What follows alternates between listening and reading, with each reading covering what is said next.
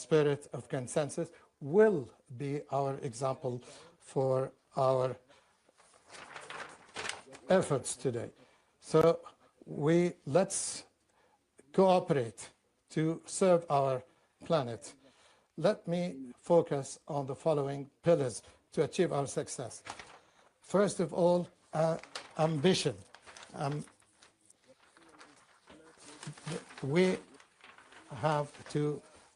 need ambition because implementation is insufficient to cope with the pace of change. Commitments, that solidarity, because resilience is built together or will not be built at all. Third, we need to be guided by science. As a host of UNEP reports published here, while the challenges before us on climate, on nature, and land degradation, and pollution and waste are immense, but they can be surmountable. Ladies and gentlemen, let's take a moment to reflect on what can be a real success for our UNEA session. I am confident that we will all succeed if we adopt the following. First, if we adopt implementable resolutions that are guided by science and based on mechanisms that will move us quickly from wording to action. Second, we have to be unified, strong, and solution-oriented. And that's why our ministerial action should be guided by all of this, so that we can share our ambition and provide political momentum for implementation. Then we need resources. We need a strategy that empower our programs and make us work together as member states to deliver results where they matter most.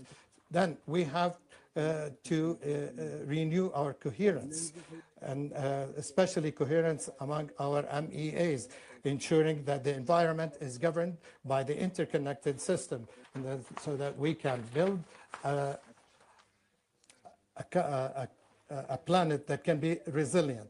Ladies and gentlemen, if we leave Nairobi by the end of this assembly with resolutions that can be swiftly implemented, and if we adopt a unifying declaration and a robust unit strategy ready to support implementation, then we can say that UNEA 7 will have fulfilled its mission of charting a credible, cooperative, and scientific-driven path toward a resilient planet. I count on your full engagement and wisdom to serve our people and our responsibilities to future generations. I would like to reaffirm that the presidency of UNEA stands ready to facilitate your work and to help you build the bridges that we need to achieve the success that is hoped for by our world. Thank you very much, and may the blessings of God be upon you all.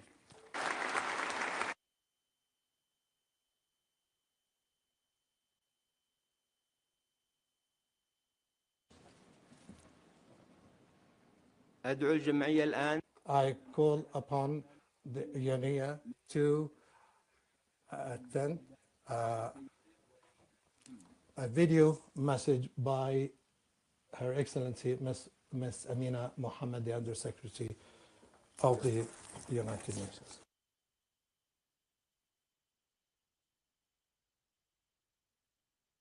Your Excellency Abdullah bin Ali Al Amir, Chair of the Environment Authority of Oman, Excellencies, distinguished delegates, colleagues and friends, I send warm wishes to Nairobi, a city that embodies the promise of our shared future and a home of environmental multilateralism. I also wish to express my deep gratitude to the Government of Kenya for its hospitality and leadership at this pivotal moment. Now is the time for nations to come together and turn promises into action, to strengthen our planet's resilience and deliver prosperity for all. Though I am unable to join you in person at UNEA 7, I stand firmly with you in spirit and purpose. We must act with a sense of urgency to safeguard the health of our planet and the well-being of our fellow people, as agreed in the Pact of the Future. We must also seize this opportunity to advance collective environmental action, which is at the heart of our 2030 agenda. There will never be a better time than now to invest in a stable climate thriving ecosystems, and resilient lands, or in sustainable development that delivers for all. We'll need to draw on valuable lessons, protect what works, and champion innovations at scale. And we'll need to ensure that multilateralism is more than just words, that it delivers tangible results for people and for planet. Coming so soon after the conclusion of COP30, we must carry forward the momentum generated in Belém, demonstrating that when countries, civil society and youth come together, real progress is possible, from protecting forests to increasing climate finance to advancing the rights of indigenous peoples and women. Despite some notable progress, efforts to achieve the Sustainable Development Goals are significantly off track, with dangerous consequences for our well-being, our economies and our planet. The evidence on climate is all around us. In UNEP's latest emissions gap report, which warns that we will overshoot the 1.5-degree red line within the next decade, meaning we must act boldly to bring global temperatures back down as quickly as possible. In the Adaptation Gap Report, which finds that developing countries will need up to $365 billion annually by 2035 for adaptation, meaning that the big CO2 emitters must quickly step up their support. And in the droughts, disasters and other calamities that keep growing with frequency, scale and severity. 20 to 40% of the world's land has been degraded, affecting over 3 billion people. 1 million species are at risk of extinction, and 9 million people a year die prematurely due to pollution. We cannot afford for our long-term investments in prosperity and stability to remain disconnected from our green agenda. Meeting our sustainable development commitments, including those on climate, is still within reach. But it requires a reformed green agenda that is financially viable, socially equitable, and politically relevant. As your discussions unfold this week, I urge you to commit to bold and transformative action for a healthy planet, healthy people, and healthy economies. Thank you.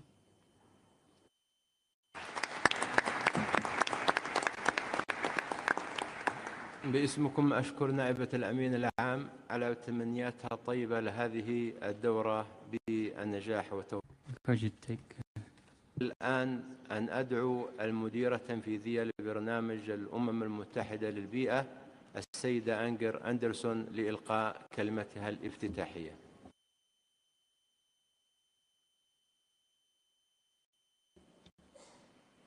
Thank you very much and good morning.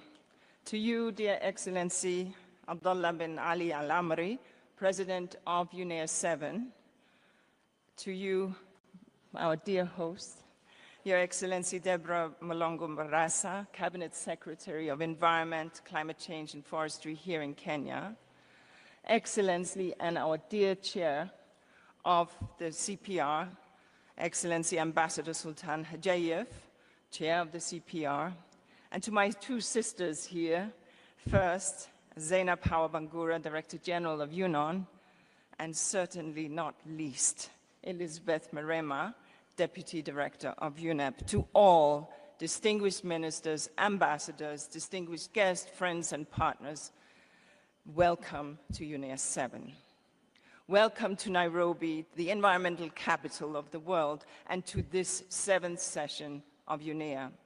My deep thanks first to the Government of Kenya for their commitment not only to hosting UNEP, but to hosting our regular guests who come at regular intervals to this beautiful city here in Nairobi. My thanks also, of course, to the President of UNEA 7, Minister El Amri, and the Chair of the CPR for all their hard work and leadership. And a warm and deep thanks to the many donors who have contributed to the organization of this assembly in alphabetical order: Australia, Azerbaijan, Belgium, Denmark, the European Commission, the European Investment Bank, Finland, Germany, Hungary, Luxembourg, Monaco, Oman, Philippines, Sweden, and Switzerland. We are grateful. This assembly is the world's most influential environmental decision-making body. This Assembly has a track record of success.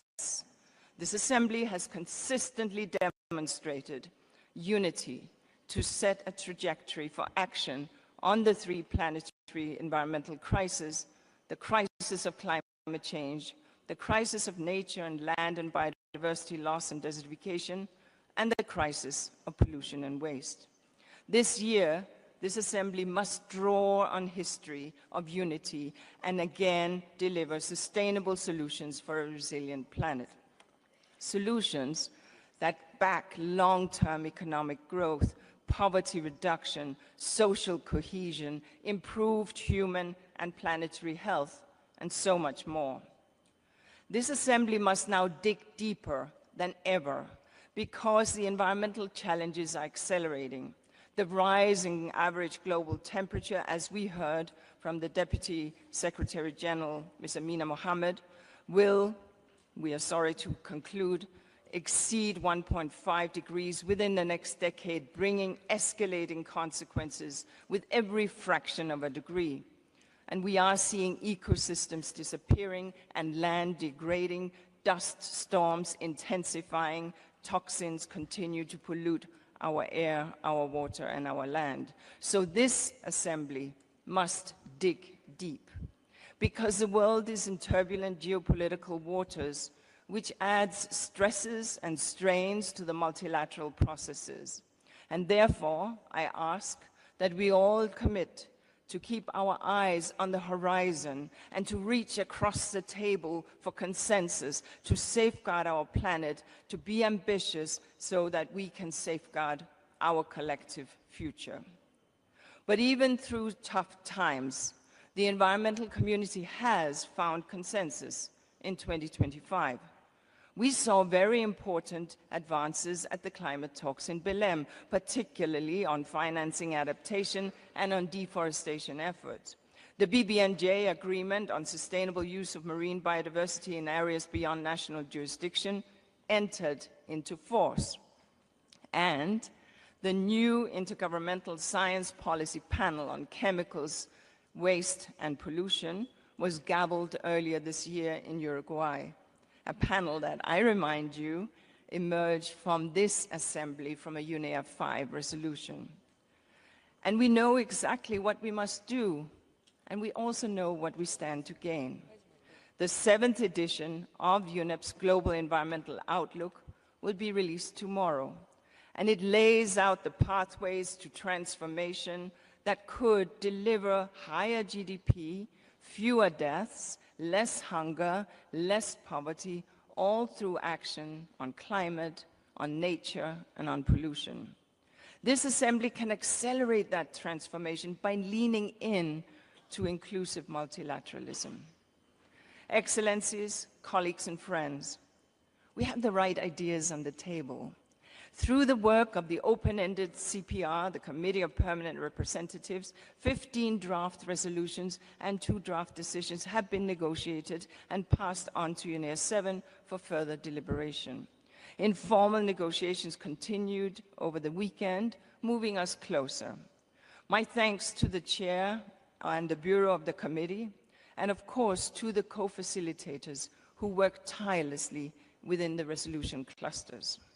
Many of the draft resolutions strike at the heart of the environmental challenges facing our world.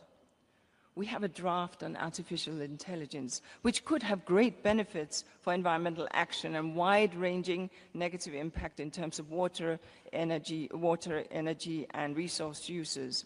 We have a draft on sustainable use of minerals and metals, which could be essential to the energy transition and to the development of many nations that hold such resources. We have drafts on strengthening the environmental dimensions on antimicrobial resistance, to the global hydrological cycle, on the deep sea, to the sound management of chemical and waste, to elevating the voices of youth and environmental governance, and so much more. And we have the right people right here. We have just under 6,000 registered participants from 170 member states, including 79 ministers and 35 vice ministers. And this past Friday, The Cities and Regions Summit brought together a crucial gathering of subnational actors who will be central to urban sustainability.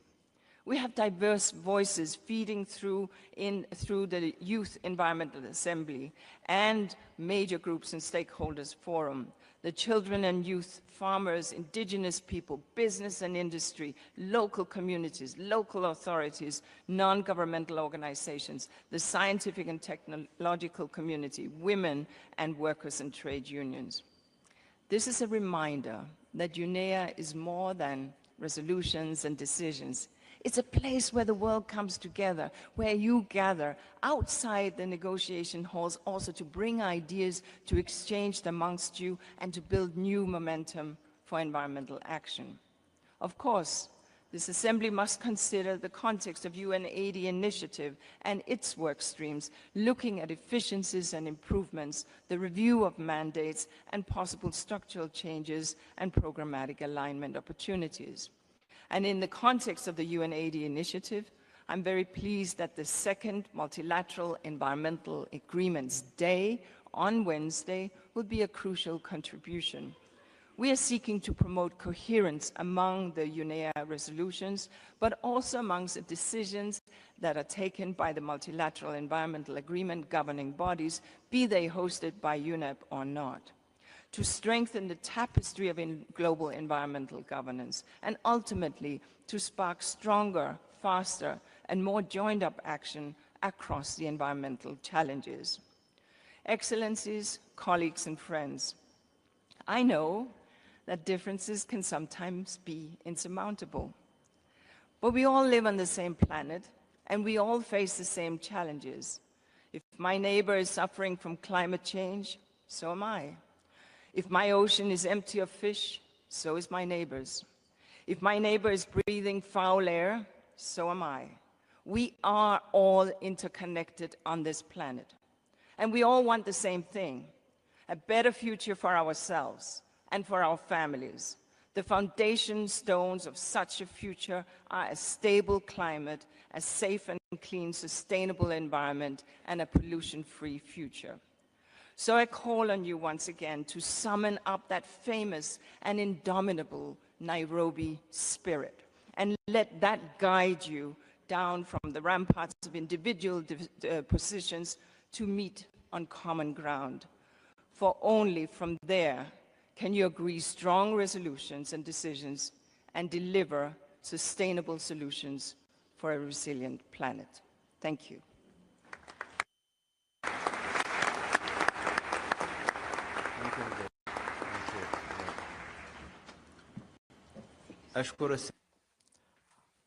I thank Madam Anderson for her statement, and I would like to thank her for all her dedicated efforts in cooperation with UNEP Secretariat, along with her deputy, Madam Mirina, in her excellent preparations for the 7th session of this Assembly. It is now my pleasure to invite the Director General of the United Nations Office at Nairobi, Ms. Zainab Hawa Bangura, to deliver her opening statement.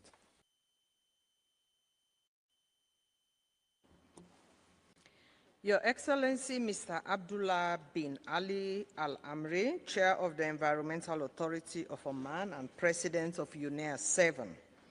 Your Excellency, Dr. Deborah Longo Barasa, Cabinet Secretary for Environment, Climate Change and Forestry in Kenya. Chair of the CPR, Your Excellency, Mr. Sultan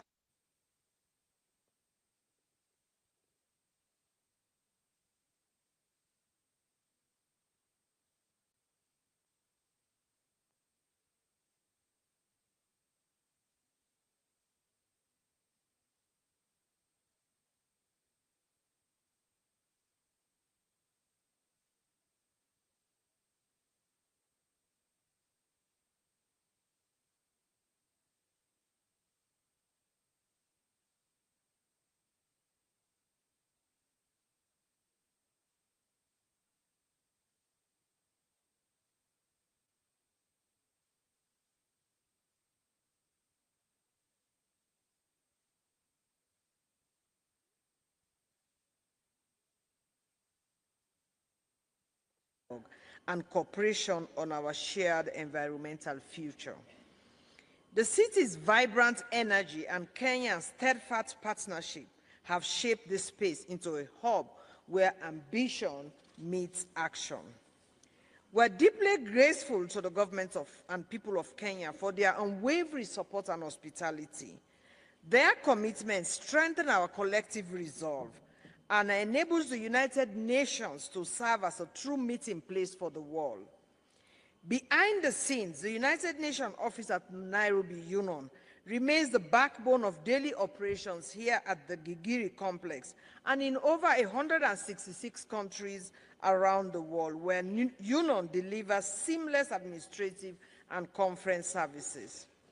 From ensuring the smooth running of meetings to advancing key modernization efforts, UNEA dedicated staff work tirelessly to uphold the higher standards of service and efficiency.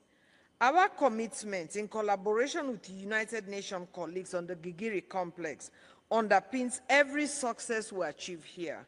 And I extend my heartfelt appreciation to each member of our team who makes this assembly possible. In the forefront, UNEA does not only talk environmental sustainability, but walks the talk. We are the first and only United Nations headquarters office to have successfully achieved and maintain ISO 14001 certification for environmental management systems, with multiple environmental initiatives that include our reforestation of the Gigiri complex, increased biodiversity, and a vision to be net zero by 2030, among others. We believe every little goes a long way to save our planet. As we look ahead to the discussions and decisions of this assembly, let us recall that the health, survival, and positive growth of our planet is deeply intertwined with peace, security, equality, justice, and prosperity for all. Today's challenges demand not only bold ambition, but also united action. The solutions forged in Nairobi will resonate far beyond these walls, shaping communities, economies, and ecosystems across the world. I thank all my United Nations colleagues, partners, and every delegate for your dedication and spirit of collaboration. Let us seize this moment to transform our shared ambition into tangible, measurable progress, so future generations may inherit a world that is greener, safer, healthier, and more just. A world where everyone is treated equally and with dignity and respect. A world where no one is left behind. Together, let us continue to nurture the spirit of global solidarity and defines UNEA and drive forward the positive change our world so urgently needs. I wish you all very successful deliberations. Thank you. Asante Sana.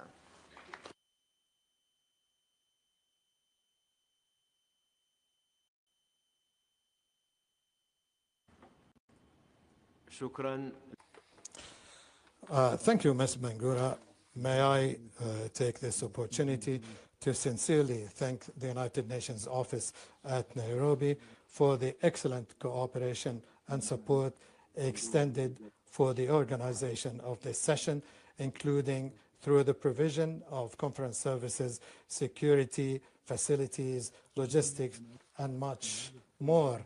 It is now my honor to invite Her Excellency Deborah Molongo Barasa, Cabinet Secretary for Environment, Climate Change, and Forestry of Kenya, to deliver her statement. Thank you. Your Excellency Abdullah bin Ali Al-Amri, President of the United Nations Environment Assembly and President of the Environment Authority of the Sultanate of Oman, Your Excellency Amina Mohammed, Deputy Secretary General of the United Nations, who has just joined us through video, His Excellency Mr. Sultan Hajiev, Chair, Ambassador, and Permanent Representative of Azerbaijan to UNEP, Your Excellency Elizabeth Mirema, Deputy Executive Director of UNEP, Your Excellency Inga Anderson, Executive Director of UNEP, Your Excellency Zainab Hawa Bangura, Director General of the United Nations Office at Nairobi, Excellencies, Honorable Ministers, distinguished delegates, ladies and gentlemen, good morning. It is truly a great honor and a heartfelt privilege to join you all today at the opening of UNEA 7, right here in Nairobi, the vibrant city that has become a beacon for a shared environmental future. I bring warm greetings from His Excellency the President of the Republic of Kenya, Dr. William Samoei Ruto, together with the government and the people of Kenya, along with a renewed commitment to the vital work of the United Nations Environment Programme and its member states in building a safer, healthier, and more resilient planet for everyone. His Excellency, the President of the Republic of Kenya, is expected to deliver his national and welcome statement on the 11th December this year, a moment I eagerly look forward to.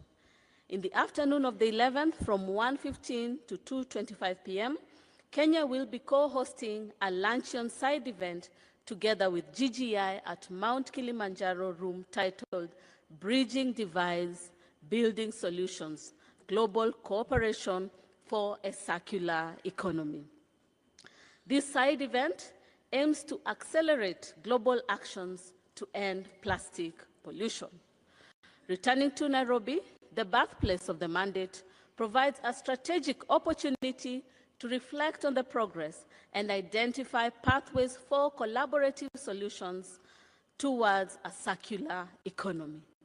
I welcome you all to the side event. That same evening, staying true to our cherished tradition, I will have the sincere honor of hosting you all at our country reception. It will be a wonderful occasion to share Kenya's very best. All delegates attending UNEA 7 are warmly invited. This is a highlight of the assembly. You truly won't want to miss this. Excellencies, distinguished delegates, ladies and gentlemen, we are also deeply grateful to UNEP for providing Kenyan institutions with exhibition spaces here at the venue. These exhibitions will be open throughout UNEA 7, offering you a unique glimpse into Kenya's innovation, cultural diversity, and the strengths of our various sectors. I encourage you to take some time between your sessions to explore the exhibitions and engage with the ideas, technology, and partnership that Kenya proudly presents to the world. Excellencies, distinguished delegates, ladies and gentlemen, the theme of this session, Advancing Sustainable Solutions for a Resilient Planet, speaks powerfully to the moment we find ourselves in. The time for small, cautious steps has passed. What we need now is bold, integrated, and inclusive action. As a resilient planet is much more than protecting ecosystems. It means using our resources widely, building just and inclusive societies, ensuring that economic growth respects the boundaries of our planet, and embracing innovations to foresee and prevent harm before it happens. The challenges we face are unique and deeply intertwined. Climate change, loss of biodiversity, land degradation, toxic pollution, unsustainable consumption and production, exacerbated by several factors, including but not limited to political instability. These crises cannot be tackled in isolation. Excellencies, distinguished delegates, ladies and gentlemen, this session of UNEA is also expected to consider and approve the medium-term strategy and program of work, a key document that will shape UNEP's strategic direction and collective environmental action for the years ahead. Kenya looks forward to constructively contributing to its finalization, ensuring that the MTP reflects ambition, science-based policy, equity, and opportunities for innovation, especially for developing countries. I am optimistic that this UNEA will culminate in a strong ministerial declaration. I trust that the resolution to be considered and adopted will effectively address the pressing global environmental challenges I have emphasized. I also look forward to the important decisions on setting the date for UNEA 8. This declaration and those decisions will be key to advancing our shared global environmental goals with clear commitments and actionable steps. Excellencies, distinguished delegates, ladies and gentlemen, in line with the spirit of constructive multilateralism, Kenya is sponsoring 3 important resolutions and co-sponsoring 2 at this assembly, each responding to emerging global environmental challenges and reflecting areas where innovation, collaboration, and policy leadership can deliver meaningful impact. This assembly rightly focuses on 3 key imperatives. First, to spark sustainable solutions that bring multiple benefits, restoring ecosystem, supporting livelihoods, cutting emissions, and eliminating waste. From Kenya's rural heartlands to cities around the world, we must turn hopeful ideas into real change. Second, to strengthen resilience, not just to bounce back, but to transform, to move from vulnerabilities to empowerment, from reacting to damage to preventing and regenerating. Third, to champion inclusive environmental governance, making sure women and youth, indigenous people, local communities, and marginalized groups have a voice and real power. Our solutions must be fair, just, practical, and leave no one behind. Kenya pledges to stand firm in this effort. We will align our national development with the 2030 Sustainable Development Agenda, mobilize finance for nature-based and circular economy solutions, build strong institutions, promote sustainable lifestyle, and foster innovation and knowledge sharing that connects local action with global ambition. As we come together in the world's environmental home, a place where the gifts and vulnerabilities of nature are felt deeply, we offer not just our challenges, but also our solutions. Kenya is ready to partner with governments, civil society, the private sector, academia, and local actors, because today, partnership is not optional, it is absolutely essential. Kenya stands proud today as we reaffirm our commitment to global environmental stewardship and to the vision championed by the United Nations Environment Assembly. So in closing, let us resolve that UNEA 7 will not just talk about the future, it will help create it. Let us embrace the boldness, collaboration, and urgency this moment demands. Guided by science, grounded in fairness, let us forge a resilient planet for our generation and for those who will follow us. I thank you all. Welcome home. Karibuni nyumbani. Asante.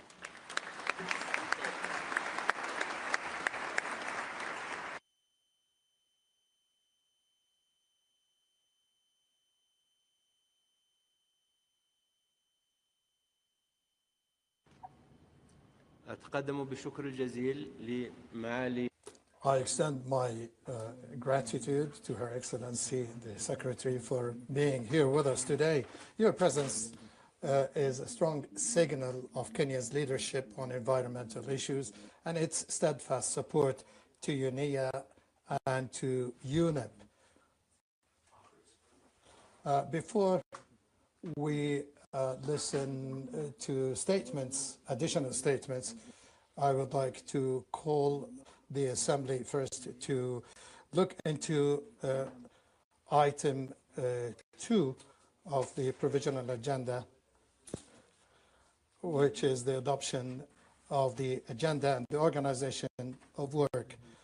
I would like to bring your attention to the provisional agenda in document UNEP/EA.7 7/1 with the annotations provided on document UNEP/EA/7/1 add.1. The provisional agenda includes items that have been proposed by the Environment Assembly in its decision 6/7. May I take it that the Assembly wishes to adopt the provisional agenda as contained in document UNEP/EA.7/1. I see no objections. It is so adopted. I would like to take this opportunity to sincerely thank the Bureau of the Environment Assembly and the Bureau of the Committee of Permanent Representatives, which have contributed to the successful preparation of the present session. I wish to acknowledge in particular the able leadership of His Excellency, brother and dear friend, Mr. Sultan Hajiev, Chair of the Committee of Permanent Representatives and the Ambassador and Permanent Representatives of Azerbaijan to UNEP. I now wish to invite you to turn your attention to the organization of work as presented in the annotated agenda contained in document UNEP/EA.7/1/add.1 and as outlined in the scenario note. In accordance with Rule 63 of the Rules of Procedure of the Environment Assembly, I would like to propose that the Assembly establish a committee of the whole open for the participation of states members of the United Nations, members of specialized agencies, including regional economic integration organizations, to assist the Assembly in the consideration of various agenda items and to finalize pending draft resolutions and decisions for adoption by the Assembly at its closing plenary meeting on Friday, December 12th. May I therefore take it that the Assembly wishes to establish a committee of the whole? Having seen no objection, it is so decided. At this stage, I would like to invite the Assembly to consider electing a chair and a rapporteur of the Committee of the Whole. For the position of the chair, the Bureau of the Assembly, with the support of the Bureau of the Committee of Permanent Representatives, has nominated Her Excellency Joel Clark, Rapporteur of UNEA and Minister of Sustainable Development, Environment, Climate Action, and Constituency Empowerment of St. Kitts and Nevis for the position of the chair. May I take it that the Assembly wishes to elect by acclamation Her Excellency Madam Joelle Clark of St. Kitts and Nevis as the chair of the Committee of the Whole? I see no objection. It is so decided. On behalf of the Assembly, I would like to congratulate Her Excellency Joelle Clark of St. Kitts and Nevis on her election as the chair of the Committee of the Whole for the 7th session of the Environment Assembly. The Bureau of the Assembly has also nominated Her Excellency Nino Tsanfili, Vice President of UNEA and First Deputy Minister of Environment Protection and Agriculture of Georgia for the position of the rapporteur with the support of the Bureau of the Committee of the Permanent Representatives. May I take it that the Assembly wishes to elect Her Excellency Nino Tandila Shavili of Georgia by acclamation as the Rapporteur of the Committee of the Whole? No objection. It is so decided. On behalf of the Assembly, I would like to congratulate Her Excellency Nino Tandilashvili of Georgia on her election as the Rapporteur of the Committee of the Whole for the 7th session of the Environment Assembly. Thank you very much. I count on your full cooperation and support with the Chair and the Rapporteur of the Committee of the Whole so that they can effectively discharge their important functions.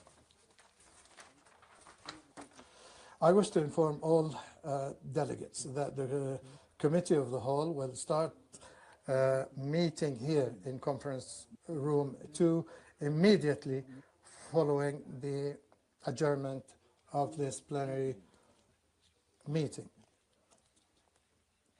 I also wish to inform you that the Chair of the Committee of the Whole will report to the Assembly at its closing plenary meeting to be held on Friday, December 12th.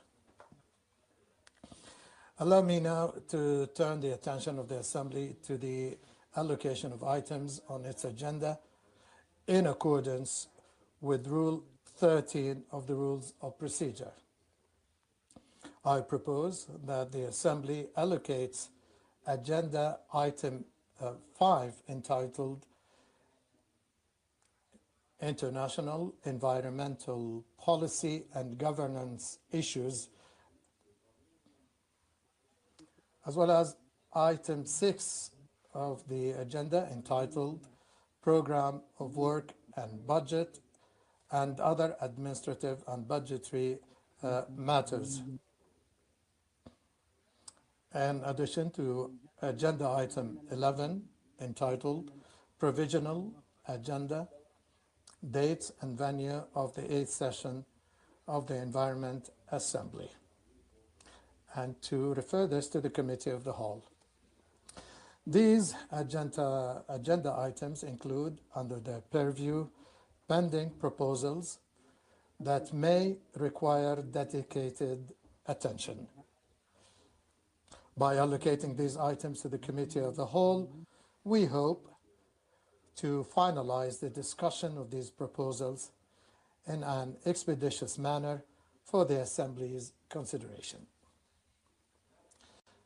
May I take it that the Assembly wishes to allocate agenda items 5, 6, and 11 to the Committee of the Whole?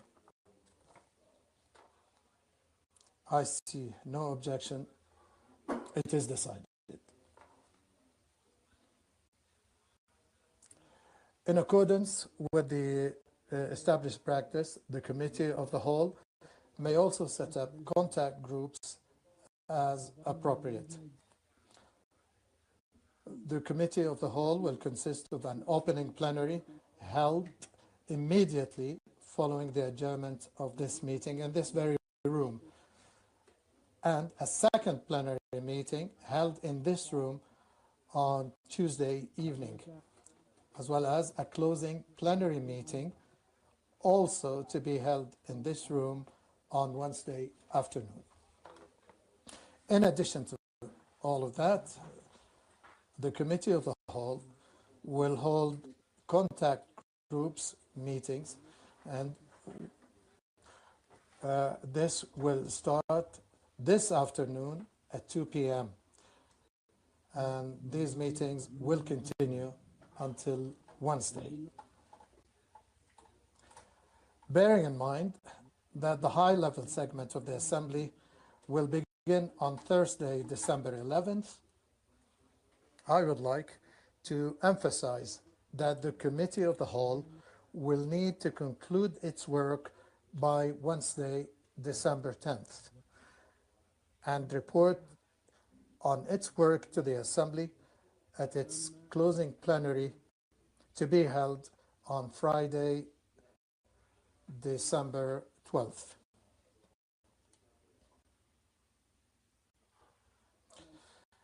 I would like now to turn to the organization of the meetings to be held on Wednesday, December 10th, which will be related to the item on cooperation with multilateral environmental agreements. The opening of the agenda item will be followed by two high-level dialogues from 10:30 a.m. to 1 p.m. and from 3 to 5 p.m. This will be followed by a concluding dialogue to be held from 5 to 6 p.m. The meetings will be held in conference room 1.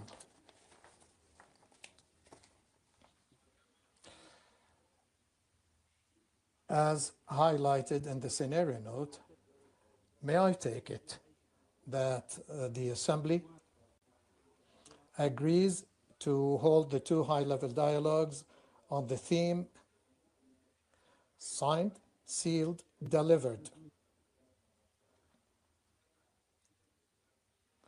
This will push the implementation of MEAs forward through a whole of government and whole of society approaches from 10:30 a.m. to 1 p.m. and on the theme, keeping the promise, boosting SDGs implementation through MEAs from 3 to 4 p.m. Seeing no objections, it is so decided. I wish to inform delegations that at 2 p.m. today,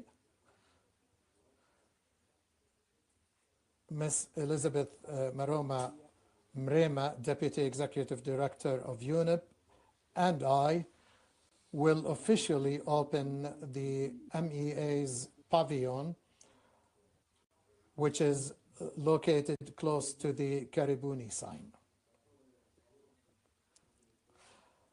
Throughout the week of UNEA 7, the pavilion will host side events and exhibitions highlighting synergies, cooperation, and collaboration among multilateral environmental agreements.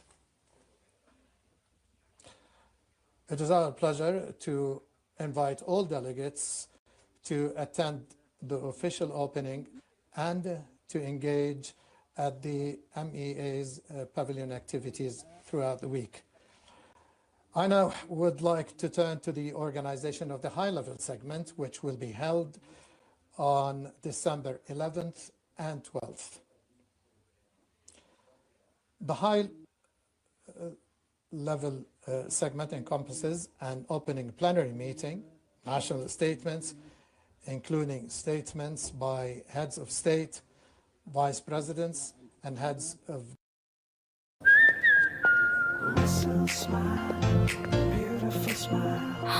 Selfie ho jaye? And that's a whistle smile. How did you know? Everyone knows. सिर्फ whistle aligners देते हैं ऐसी beautiful smile. दांत टेढ़े मेढ़े हो या उनमें गैप हो, whistle aligners है ना? Whistle smiles, beautiful smiles.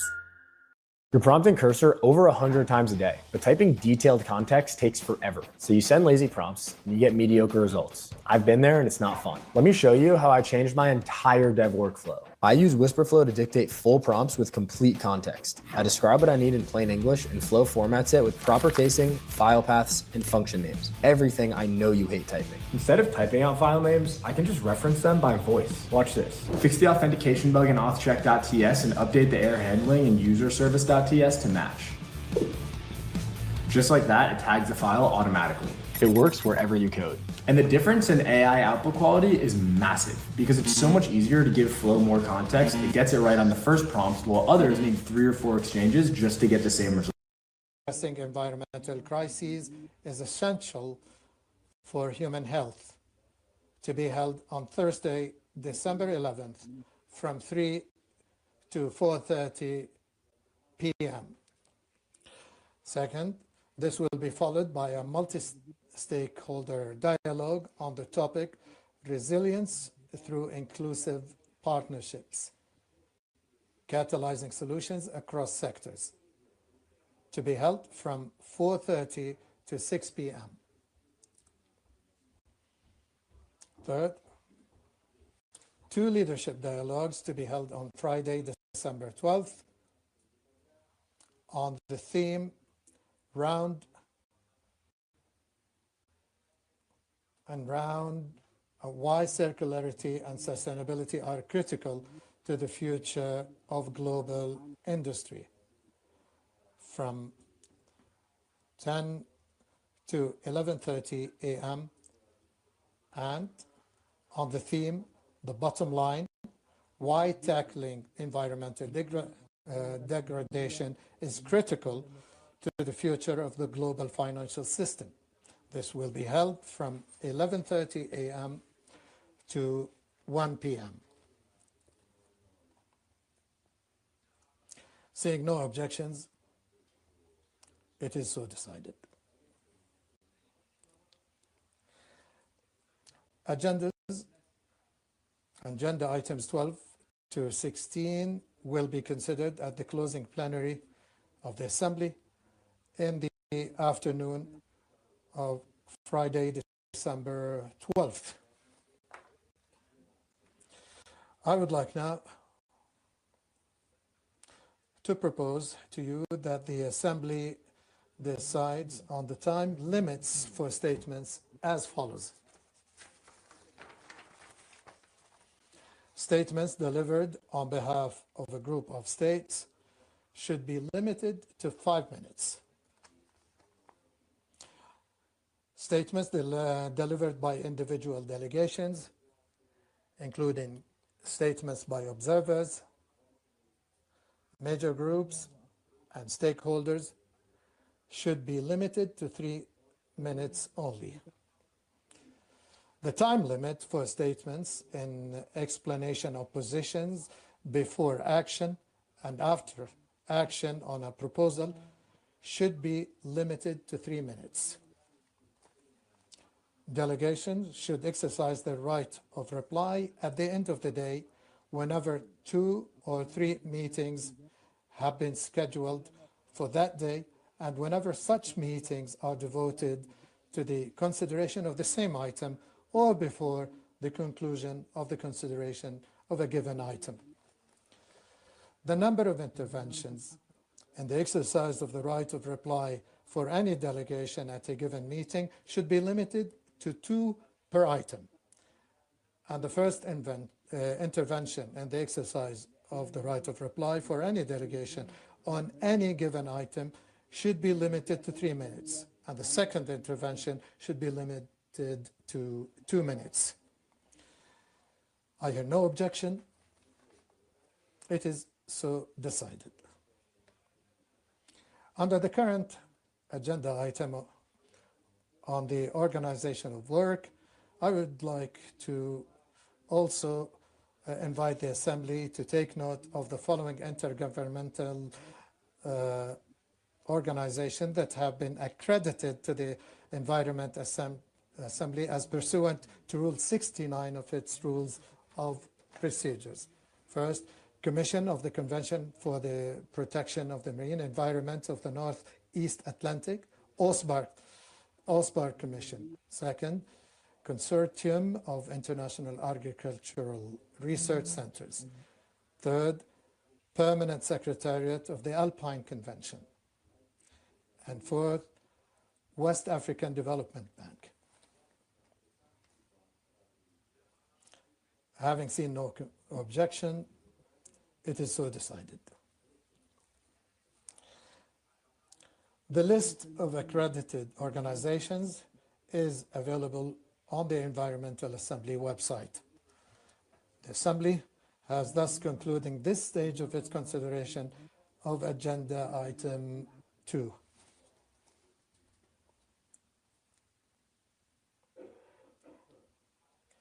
Excellencies, distinguished delegates, members of delegations, I invite the Assembly to resume its consideration of Agenda Item 1, entitled Opening of the Session.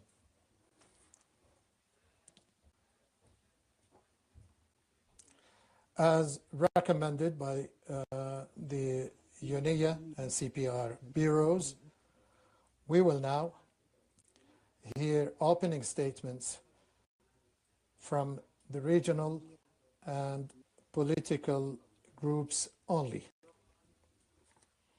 Given the time constraint, I urge delegations speaking on behalf of a group of states to please limit their statements to 5 minutes. I invite delegations to deliver the statements from their seats. Please press the microphone button so that you can be inscribed on the list. So it is just for, so the statements or the time for delivering statements will be given to representatives of groups, regional groups. I now give the floor to the representative of the European Union. Mr. President of the Assembly, Madam Executive Director of UNEP, distinguished delegates. It is my privilege to speak on behalf of the European Union and its 27 member states. Serbia aligns itself with this statement. I would like to start by thanking you, Mr. President, and the Bureau of UNEA, the CPR, its chair, the Bureau, as well as the Executive Director and her team, for the unwavering commitment and efforts to deliver ambitious and meaningful UNEA 7 outcomes. Allow me also to thank the UN office at Nairobi and host country Kenya for the tremendous effort made in preparing for UNEA 7 and your generous hospitality, including on Jamhuri Day this Friday, your Republic Day. Since UNEA 6 last year, we have achieved significant progress in environmental multilateralism, including the establishment of a new intergovernmental science policy panel on chemicals, waste and pollution, and the High Seas Treaty reaching the required number of ratifications to enter into force. At the same time, nations continue to advance negotiations on an international legally binding agreement to end plastic pollution, an outcome that remains urgently needed. As we meet in Nairobi this week, delegates from all over the world share one expectation: that UNEA, the world's leading environmental authority, will take steps to address the global environmental crisis and challenges of climate change, biodiversity loss, and pollution for the benefit of people, planet, and prosperity. Now, well into the 2030 agenda, we see that many of the SDGs remain off track, especially those related to the state of our environment. Our common future is at stake. That's why we do need far more effective, inclusive, and sustainable multilateral action for the generations who rely on us today and tomorrow. Recent work by UNEP and partners underlines the scale of the task ahead. For example, the 2024 Protected Planet Report shows that only 17.6% of land and 8.4% of marine and coastal areas are under protection, while the Global Resource Outlook 2024 highlights that global resource extraction and consumption have continued to accelerate, emphasizing the urgent need for sustainable management of natural resources. Thanks to the third United Nations Oceans Conference, we now reach almost 10% of marine and coastal areas under protection, but we are still far from the objective to protect at least 30% of the planet by 2030, as set by the Kunming-Montreal Global Biodiversity Framework. The entry into force of the so-called BNJ agreement in January 2026 will be instrumental to implement this goal. It is one of the major breakthroughs of the multilateral environmental governance since the last UNEA. Let me say this clearly. Protecting the environment does not stand at odds with economic development. Quite the opposite.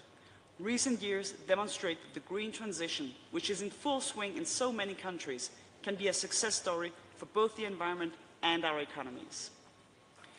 The EU and its member states stand firmly in defense of independent, credible science, which is an absolute prerequisite to any informed decision aimed at addressing climate change and environmental issues. In that regard, we welcome the launch of the flagship UNEP report, the GEO7, during this UNEA. The global science faces today enormous pressures and risks weakening of the science policy interface framework needed to strengthen environmental governance. Science is and must remain an essential instrument to guide global climate and environmental action. We underline the crucial role of youth, educators, and civil society in driving environmental action, innovation, and accountability. We welcome the contribution of youth-led initiatives and global youth platforms that promote climate and environmental awareness raising, leadership, entrepreneurship, and capacity building. Their engagement, including through the Youth Environmental Assembly, strengthens inclusive multilateralism and supports more effective implementation of UNEA decisions and the environmental dimensions for the 2030 Agenda. EU and its member states would like to reiterate the importance of ensuring that major groups and stakeholders have the opportunity to speak, both in plenary and in the working groups. It remains essential that we hear the voices of civil society and all stakeholders, even when time is limited. UNEA 7 should reaffirm our shared commitment to inclusivity and meaningful participation for all. Ladies and gentlemen, inaugurating UNEA 7, the EU and its member states are encouraged by everyone's hard work and dedication. But we cannot ignore that so far no resolution and only one decision has been agreed at REF, and some resolutions have not gone through the full first reading yet. The sense of urgency and compromise needs to return to this room. You can count on our collective commitment to accelerate work towards resolving the outstanding issues for successful and necessary outcome acceptable to all. We look forward to engaging with you, Mr. President, to achieve a ministerial declaration that matches the urgency of the environmental crisis we face. In doing so, UNEA can reinforce environmental ambition within the UN system, in line with contributing meaningfully to the implementation of the Pact for the Future and the UN 80 reform agenda, which aims to make the UN system more effective and coordinated with a focus on delivering tangible results at the country level. The EU, its member states and aligned countries look forward to the adoption of meaningful resolutions, a medium-term strategy that will allow UNEP to do its work in the coming years, as well as a strong ministerial declaration. Only by addressing climate change, biodiversity loss, and pollution with determination can we protect our people, our human lives, strengthen our economies, increase prosperity, and safeguard our planet for the benefit of all. I thank you.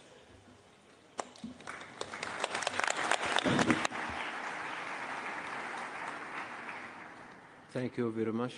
The floor now is to Eritrea on behalf of the African states.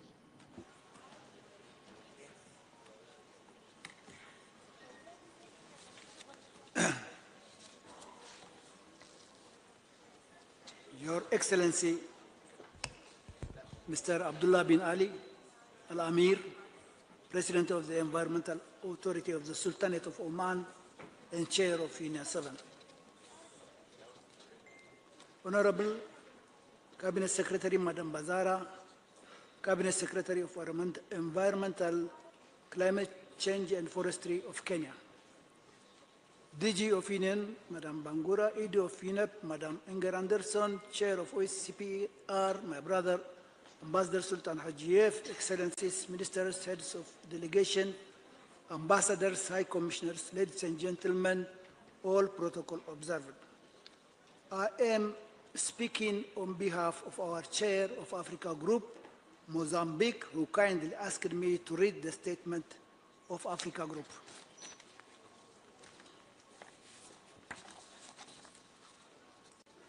It is a great honor and privilege for me to deliver the statement on behalf of the Africa Group. At the outset, the Africa Group wishes to express its deep appreciation to the government and people of the Republic of Kenya for their warm welcome and generous hospitality since our arrival in this beautiful country. We also extend our sincere gratitude to His Excellency Mr. Abdullah bin Ali Al Amir, President of the Environment Authority of Sultanate of Oman and Chair of UNEA 7, for your leadership in guiding this important session.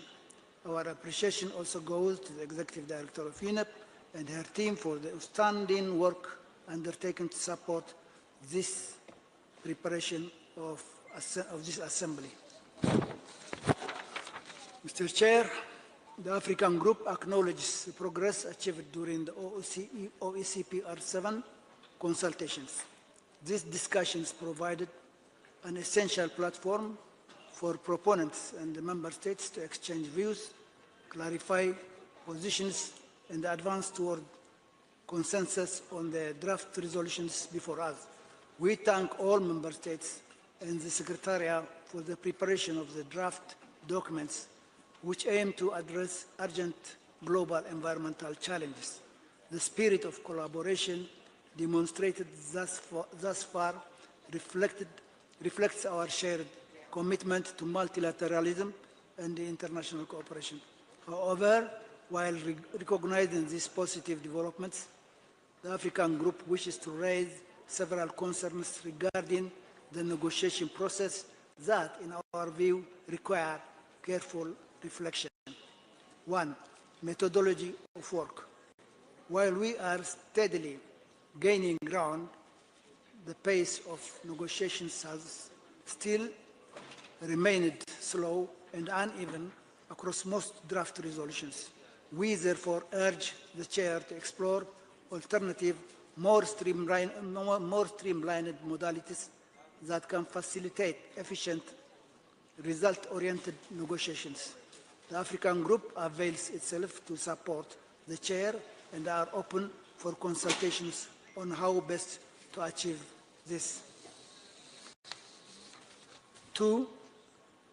Acknowledgement of fundamental principles. The African Group considers it necessary to acknowledge and integrate fundamental principles that underpin multilateral environmental cooperation in outcomes of this session.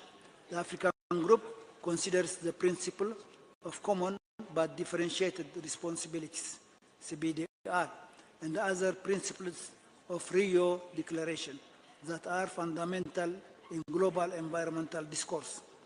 We also consider terminology and commitments already agreed by all member states within the UN General Assembly as credible and important references in our discussions. We urge the recollection of all member states on the standing of these principles and agreed language from the General Assembly. 3. Secretariat proposed draft decisions.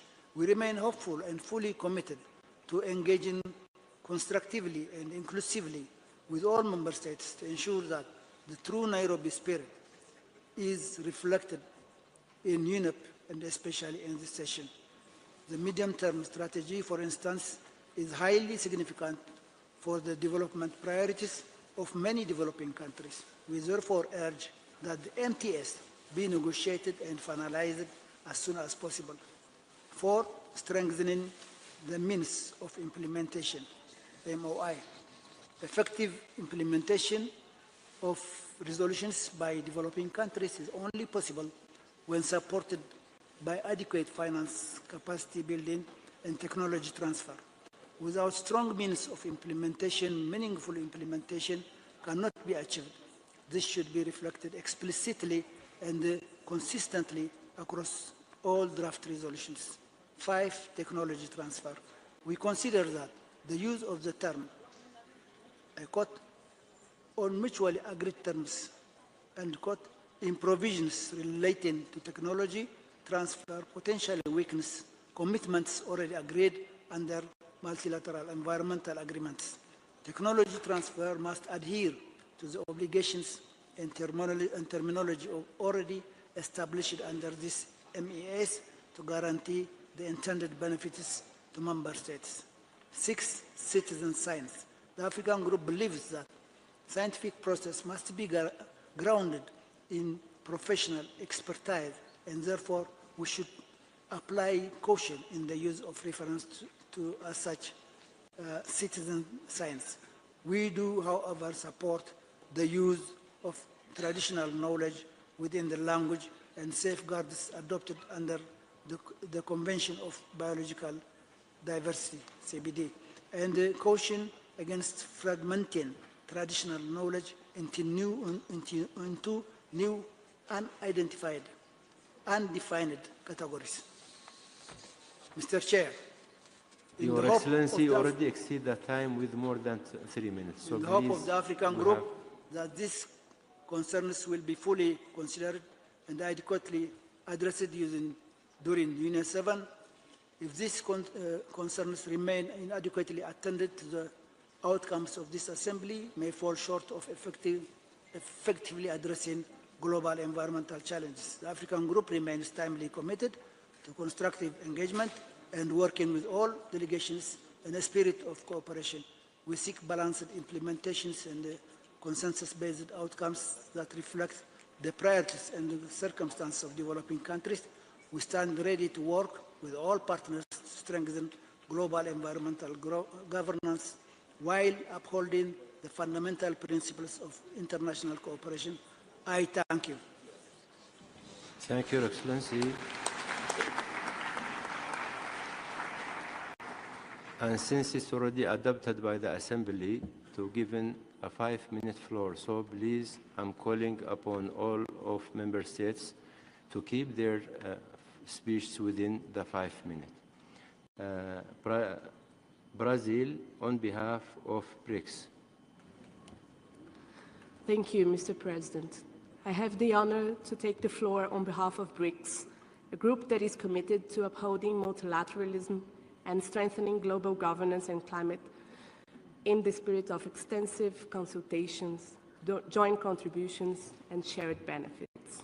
Together, BRICS countries account for approximately 45% of the world's population and nearly 25% of Earth's land surface, and host a substantial share of planet's biodiversity, encompassing about 43% of global forest cover, more than 30% of the world's protected areas, and over 22% of its coastline.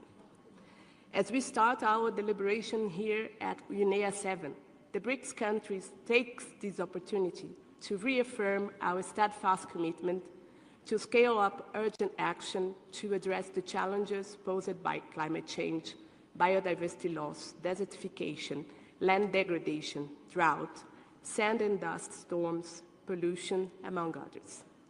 The BRICS countries reaffirm the importance of strengthening UNEP under the oversight of UNEA and the CPR. Nervous नहीं sir, dandruff है। दिख तो नहीं रहा, कुछ तो सही नहीं है। डैंड्रफ ही है, चिपका रहता है सर। ये ऑयली स्टिकी डैंड्रफ। नया हेड एंड शोल्डर्स ऑयल और डैंड्रफ को खींच निकाले ताकि ऑयली स्टिकी डैंड्रफ वापस न आए। अब सिर्फ 199 रुपीस में। The UN entities and multilateral bodies. We also underscore that certain terms and definitions in the draft MTS 2026-29 and Program of Work 2026-27 are not intergovernmentally agreed and should not prejudge negotiations, agreements, or MEA processes. We stress the importance of enhancing cooperation and synergies among related multilateral conventions, organizations, and instruments, including the 3 Rio Conventions, in a manner respectful of their respective mandates and avoiding double counting and duplication of efforts with a view to identify common challenges, opportunities, and solutions for achieving global objectives. At the same time, we recall that eradicating poverty in all its forms and dimensions, including extreme poverty, is the greatest global challenge and indispensable requirement for sustainable development. Here in Nairobi, we must be guided by the same spirit of cooperation and solidarity that prevailed in 1992 when we adopted the Rio Declaration, one of the cornerstones of international environmental cooperation. We underscore the continuous centrality of the principle of common but differentiated responsibilities, as well as the importance of supporting and accelerating the development and transfer of technology as a critical enabler of climate action. In this sense, we urge developed countries to ensure the provision of adequate, effective, predictable, timely, and accessible financial resources to developing countries, as well as to improve capacity building, development, and transfer of technology to developing countries. We also emphasize the importance of exploring and enhancing payments for ecosystem services at all levels, in alignment with multilateral commitments, national policies, priorities, including by mobilizing diverse and sustainable sources of finance. In this regard, we welcome the recent launch of the Tropical Forest Forever facility during the Berlin Climate Summit and recognize it as an innovative mechanism designed to mobilize long-term, results-based financing for tropical forest conservation.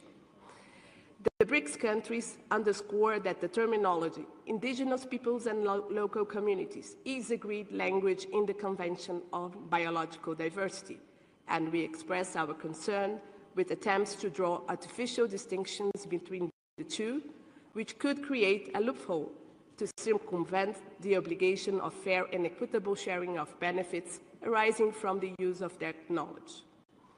Our group also takes this opportunity to recall that all measures taken to tackle climate change, biodiversity loss, and pollution, including unilateral ones, must be designed, adopted, and implemented in conformity with the principles and provision of relevant multilateral environmental and trade-related agreements, and must not constitute a means of arbitrary or unjustifiable discrimination or distinguished restriction on international trade.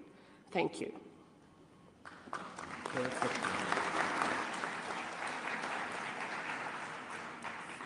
Thank you, our colleague from Brazil. The floor now is to Colombia on behalf of the group of Latin American and Caribbean states. Thank you, Mr. President, for giving me the floor. Good morning. Madam Executive Director, Excellencies, distinguished delegates, and colleagues.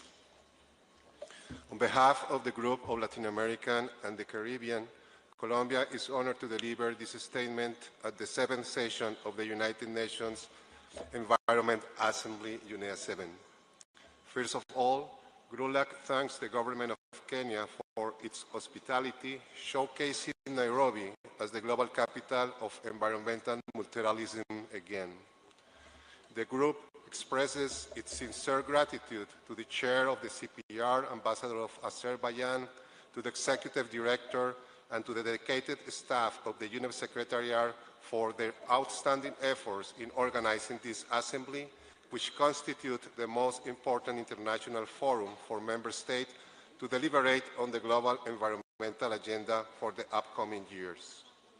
In the same spirit, GRULAC extends its appreciation to those member states that have provided financial contributions to support the participation of delegates from developing countries, as well to ensure the successful convening of UNEA 7. These efforts are essential for securing an inclusive and geographically representative assembly, which is vital to the legitimacy, credibility, and effectiveness of UNEA.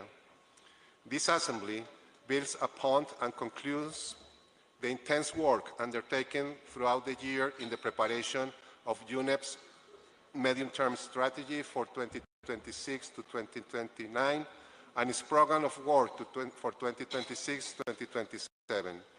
It also provides a critical space for the discussion and refinement of the draft resolutions proposed by member states, the implementation of which will shape UNEP's work in the years to come.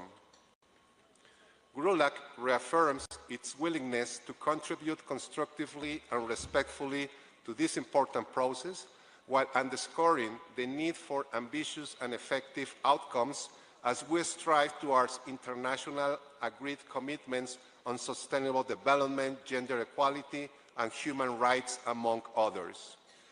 The countries of our region have been experiencing more severe impacts from biodiversity loss, climate change effects, pollution, desertification, land degradation, drought, and water stress. In order to address this crisis, as UNEA 7, we're required to take decisions that promote multi-level and multi-sector environmental governance as the foundation for effective, inclusive, and sustainable development-oriented action, taking into account the particular needs and circumstances of small island developing states. And in doing so, we must ensure meaningful participation of all sectors of society, including the private sector, the scientific community, academia, indigenous people and local communities, people of African descent, and civil society. GRULA would also like to reiterate the importance for our region, as highlighted in the Lima Declaration of the Forum of Ministers of the Environment of Latin America and the Caribbean, of ensuring that the principle of common but differentiating responsibilities, a cornerstone of multilateralism since 1992 Rio de Janeiro Conference, is duly reflected in multilateral environmental processes. Mr. President, in the coming negotiations of this week, GRULA wants to reinforce our commitment of the spirit of Nairobi as a crucial vision that can allow us to reach consensus. On organization of work, Mr. President, GRULA reiterates our request that no more than 2 negotiation or consultation sessions be scheduled in parallel at any given time, as small delegations are unable to participate effectively in more than 2 simultaneous meetings. Mr. President, GRULA reiterates our firm belief in multilateralism as the most effective and legitimate pathway for advancing sustainable solutions for a resilient planet. Thank you. Gracias. Obrigado.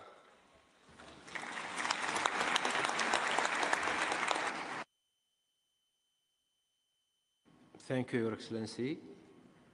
The floor now is to Fiji on behalf of the Pacific Small Islands Developing States. Mr. President, Excellencies, distinguished delegates, I have the honor of delivering this statement on behalf of 10 Pacific Small Island Developing States that are present here at UNEA 7. We come from nations that are small in land but vast in ocean, from peoples whose histories, cultures, and economies are written into the Pacific itself. For us, the theme of UNEA 7 is not just an abstract slogan, it is a daily test whether the multilateralism can still deliver justice and survival for the most vulnerable. At this assembly, Fiji and Vanuatu are leading 2 resolutions that test our resilience. We will not go into technical details here, but whatever matters is what they represent. Mr. President, our leadership did not emerge in isolation. Just a few months ago, the Pacific hosted for the very first time, the 6th Asia-Pacific Forum of Ministers and Environment Authorities, AP6 in Nadi, Fiji, which you also had the opportunity to attend. Yourself heard the stories of our people and witnessed our cultures. Most importantly, you heard the message of our leaders that were not merely an affected region, but a region that is ready to set the pace for the world. Excellencies, the Pacific is facing the triple planetary crisis in real time. Climate change is reshaping our coastlines. Ocean warming and acidification are degrading our fisheries and coral systems. Plastic solutions is entering our food chains and communities. Biodiversity loss is eroding the resilience that has sustained our island societies for generations.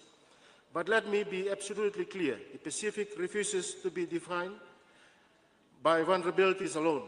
Across the 10 members of the PCH, we are implementing transformative changes despite the facing fiscal constraints, severe climate impacts, and escalating environment pressures.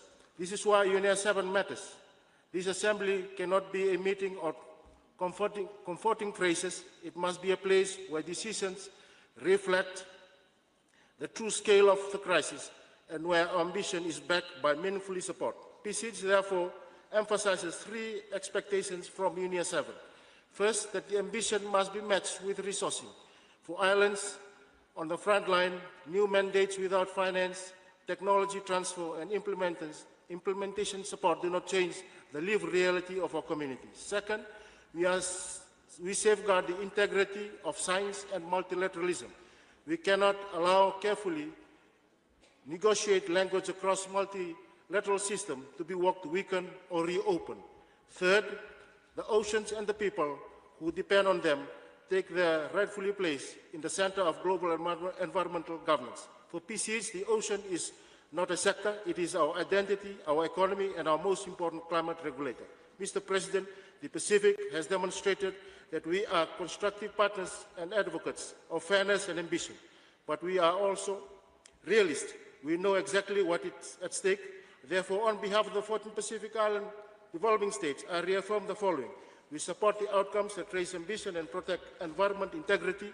We will resist efforts that weaken, delay, and shift burdens onto those least responsible, and we will continue to use our collective voice to voice that the realities of the frontline communities are never sidelined. Finally, we extend our deep appreciation to the government and the people of Kenya for their warm hospitality and the UNEP for their dedicated efforts in guiding us through this assembly. Mr. President, sir, PCH, we like to leave everyone with one clear message.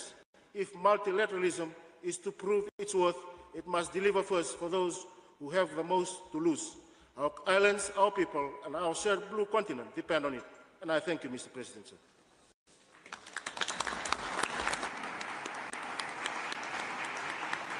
Thank you, Your Excellency. I'm thanking you also for the hospitality you provide for the Asian Pacific Geopolitical Forum I joined. So, بذلك نكون قد The Assembly has thus concluding its consideration of the representatives of the group. By this, we will have concluded item 1 of the agenda.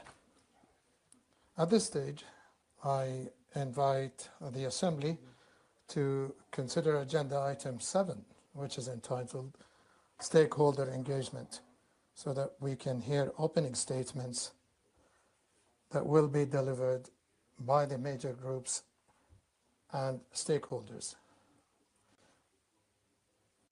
And bearing in mind that the Bureau adopted in its meeting a decision to give the floor to one representative of the major groups on behalf of all major groups. And bearing in mind that since yesterday, they asked to deliver individual statements justifying that it is according to our past procedure of the past General Assembly that stakeholder as well as major groups representatives be given the floor individually. Therefore, I personally asked the Assembly to show generosity and understanding to allow major groups to make individual statements. Having heard no objection, I would like to thank the Assembly for having agreed to this. I would like to ask each of the 9 major groups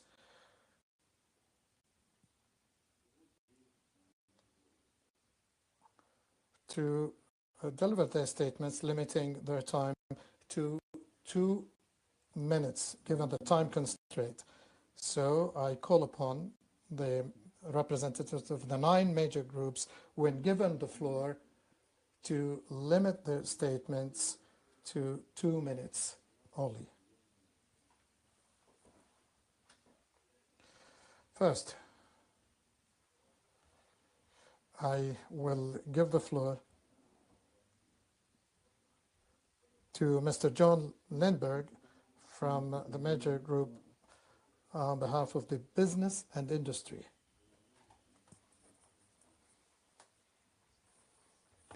Excellencies, colleagues and friends, I'm delivering this statement on behalf of the Business and Industry Major Group, representing businesses of all sizes and sectors from across all corners of the world.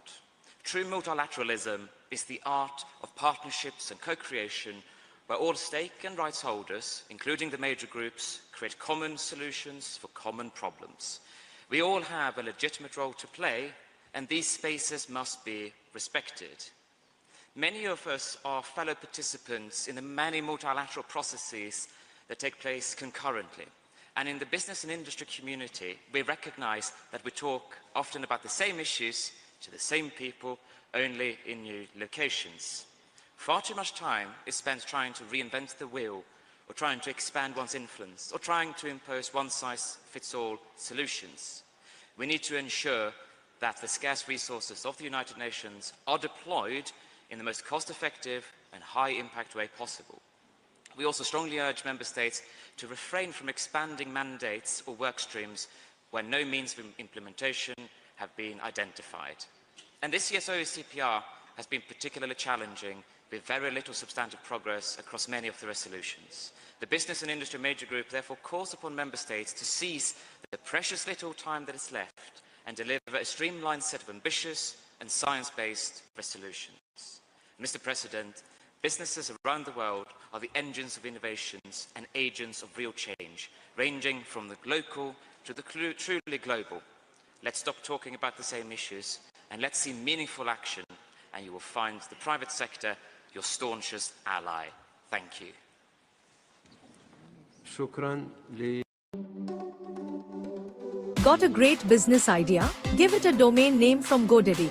Every order comes with our effortless AI experience, GoDaddy Aero, which will generate a logo, landing page, and more for you in just a few clicks. With our award-winning support, it couldn't be easier to start an online business with us, which is why we are trusted by more than 20 million customers. Unlock your online potential today with GoDaddy.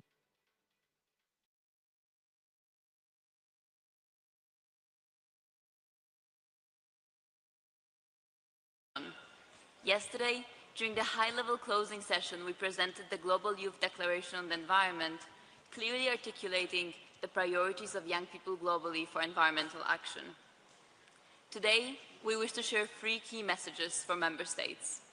First, despite geopolitical headwinds, over the last week, we have seen continued collaboration and compromise.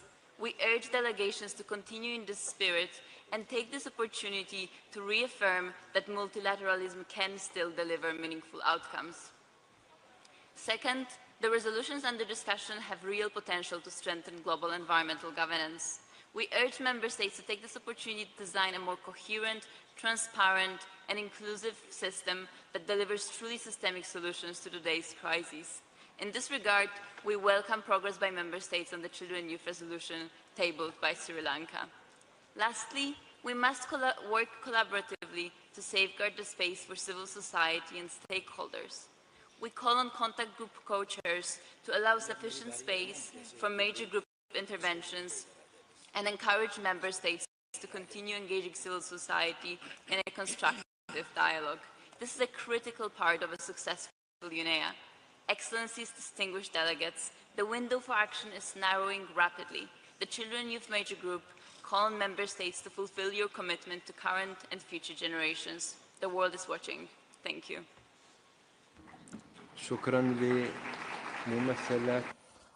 I thank the representative of the major group of children and youth for their kind words, and I thank the groups for respecting their limited time. I give now the floor to the farmers major group. Thank you, sir. I am Wali Haider speaking on behalf of the Farmer Major Group. I speak not only as a farmer, but as someone whose life is directly shaped by decisions this Assembly makes. I would like to start with saying that we must confront the shrinking spaces for major groups from a full speaking slot to barely 2 minutes to each major groups. The Farmer Major Group will not accept a precedence where those who feed the world are reduced to silence while decisions about our lives are made without us.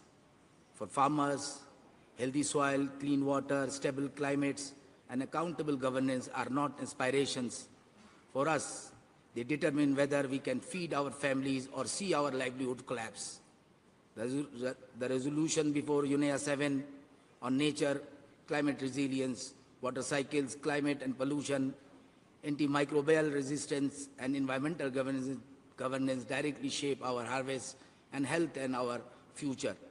As you negotiate responses to ecosystem loss and intensification climate disruption, we urge you to place peasant, smallholder, and farmers at the center.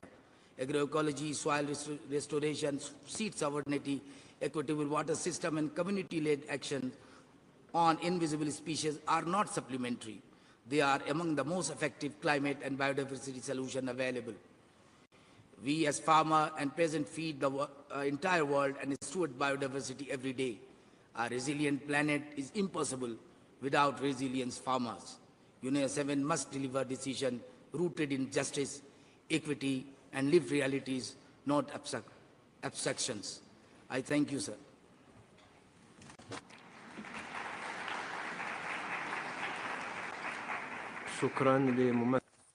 I thank the representative of Farmers Major Group. I now give the floor to the representative of Indigenous People Major Group. Thank you, Chair, for the floor. My name is Chananin from Ingigua Territory in Mexico. We, indigenous peoples, the environmental defenders of vast key ecosystems around the world, are marginalized, criminalized, and killed for defending our territories from the very system responsible for the environmental crisis. We denounce that these negotiation rooms are failing us and the world by continuing to enable mechanisms that are favoring that colonial and extractivist system that sees people and nature as a resource that can be exploited, violated, and sold for profit. This process continues to lower the bar on well-established international law that protects the rights of indigenous peoples. We demand that our rights as indigenous peoples, including our fundamental rights to self-determination and to free, prior, and informed consent, be upheld in all UNEA 7 processes and decisions consistent with the United Nations Declaration on the Rights of Indigenous Peoples. It is essential that indigenous peoples and our knowledge systems, sciences, and practices are leading in all decisions affecting our ancestral territories, and that environment defenders are protected. We are rights holders, not stakeholders, and must not be conflated with civil society groups. UNEP must fully support participation of indigenous peoples, women, LGBTQ+, children and youth, farmers, and persons with disabilities. The decisions made here will impact generations to come, and you must choose to protect the collective health of our people and planet over corporate interest and profit. We acknowledge those member states that champion our rights and join our fight to protect the earth and its peoples. Finally, as protectors of the life that remains on earth and as our right to self-determination affirms, in any decision affecting our lands, bodies, and environment, we must be supported to lead in determining and implementing solutions to environmental challenges to end the pollution and exploitation of the earth once and for all. Thank you.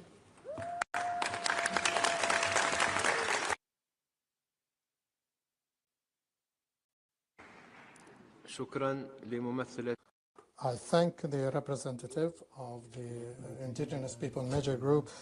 I now give the floor to the representative of local authorities. Representative. Mr. President, Excellencies, distinguished delegates, colleagues, so on behalf of the Local Authorities Major Group, true multilateralism is the art of partnerships and co-creation where all stakeholders and right holders, including major groups, create common solutions for common problems. We all have a legitimate role to play, and these spaces must be respected. Friday's Cities and Regions Summit demonstrated something unmistakable. Around the world, cities, regions, and local governments are not only living the triple planetary crisis, they are also driving the solutions every day. We will hear more about the summit from the Mayor of Adu City shortly. Allow me to share the 4 core messages that our constituency brings to UNEA 7. First, we urge member states to institutionalize multi-level environmental governance. Implementation is strongest when all levels of government design, deliver, and monitor commitments together. As our recommendations underline, multi-level governance in all phases from design to implementation to monitoring must also be reflected in UNEA resolution clusters, including these addressing MEAs, which in order to succeed need to include the local and regional level. We call for stronger recognition of subnational diplomacy. Cities and regions can accelerate implementation of multilateral environmental agreements and connect global goals with territorial realities with sovereign systems. Second, we call for a reform of the global financial architecture to localize environmental action. This means long-term, predictable and equitable financing, direct access for cities and regions to global funds and markets. Third, we must integrate climate, nature, environment and people through place-based action. Our territories show every day that environmental justice and social inclusion are inseparable. Fourth, UNEA 7 must advance a people-centered and just transition. Excellencies, these 4 priorities are not abstract commitments. They emerge from real communities, from territories that are innovating every day. Our message is clear. UNEA 7 must be a turning point from commitment to capability, from fragmentation to cooperation, and from pilot projects to systemic transformation. Thank you very much.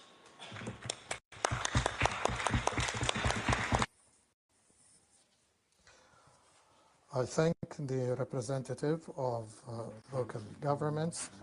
I now give the floor to the representative of non-governmental major groups. Thank you, Mr. President, and good morning, Excellencies, distinguished delegates, dear colleagues, ladies, gentlemen, and all gentle persons. I represent CORE, and I have the honor to address you on behalf of the NGO major group to deliver this abbreviated oral statement.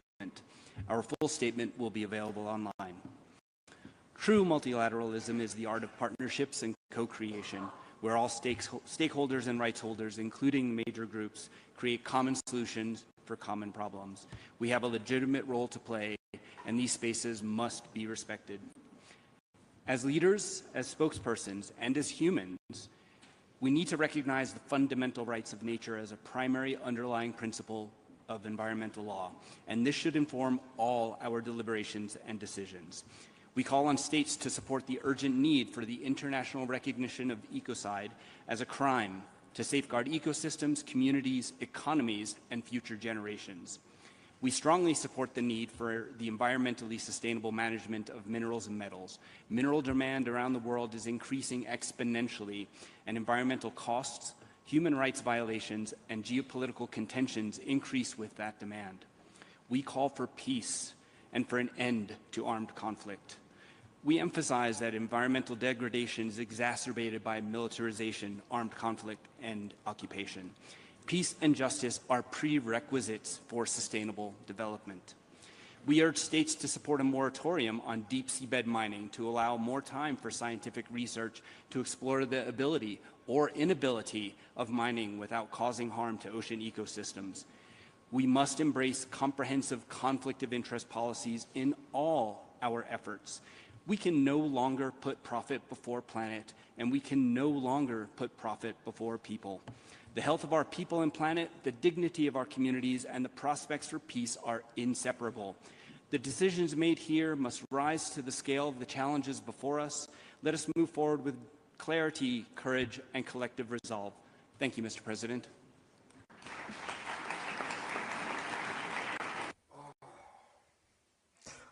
Thank you. I thank the representative of the non-governmental major groups. I now give the floor to the representative of scientific and technological major group. Thank you, Mr. President, for giving me the floor. My name is Dr. Camilla Alexander-White, and I'm speaking on behalf of the Scientific and Technological Communities Major Group. True multilateralism is the art of partnerships and co-creation, where all stakeholders and rights holders, including the major groups, create common solutions for common problems. We all have a legitimate role to play, and these spaces must be respected. Many scientists are glad not to be in your shoes. We recognise that you have a very difficult job to do in very challenging geopolitical times, and we want to support you to achieve success at this UNEA 7. As scientists with in-depth expertise, experience and knowledge, we will always find ways of sharing our ideas and insights through papers, webinars, reports, social media, policy briefs, and these lead to constructive conversations with many of you in the margins.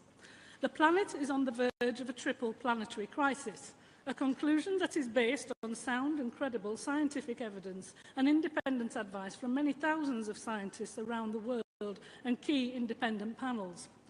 There is an urgent need for action, and we hope Member States take the opportunity for action by ending this week with a set of meaningful UNEA resolutions. On our part, to be effective, scientists must not only explain the problems that exist, but also seek to innovate and propose ethical, evidence-based and realistic solutions rooted in the best available independent and robust science, and communicate science and technological progress in ways that are context-specific. The world is beginning an unprecedented period of rapid and transformative technological change. Progress must be environmentally sound and ecologically sensitive. The embedding of artificial intelligence in society, particularly generative AI, is touching on all our lives and running way ahead of good governance. Citizen science also has an important contribution to make, as mobile technologies have, in effect, provided every individual with the capacity to monitor their local environment. We've observed this last week that many member states are not supportive of citizen science. The field will grow rapidly, and our concern is that some governments will be left behind. That concludes our statement, and thank you for giving me the floor.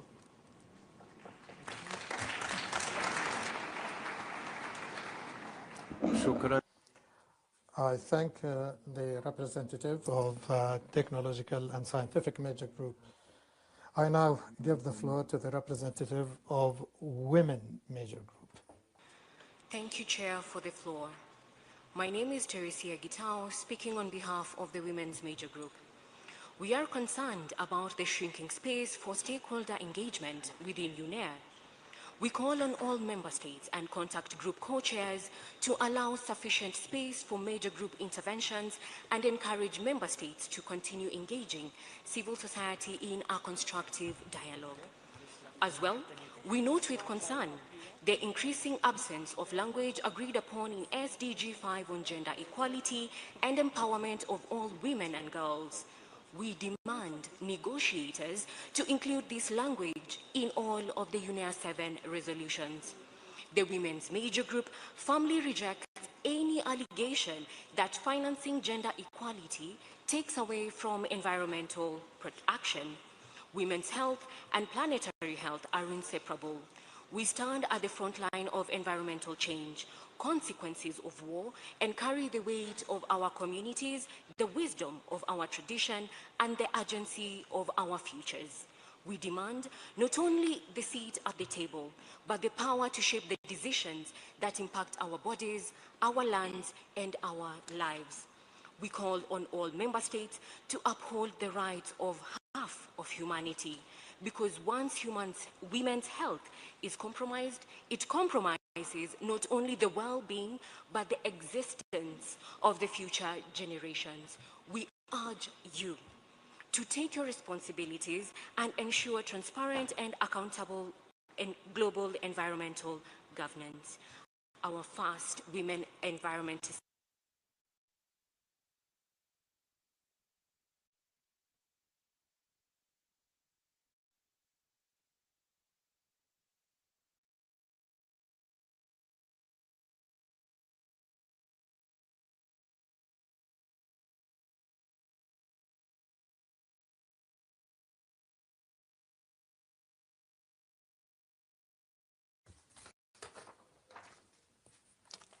delegates. My name is Rebecca Okello. I speak on behalf of Workers and Trade Unions Major Group, representing workers in all regions and sectors in both formal and informal economy.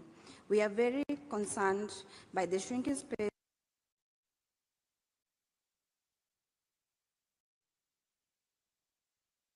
of stakeholder engagement within the UNEA.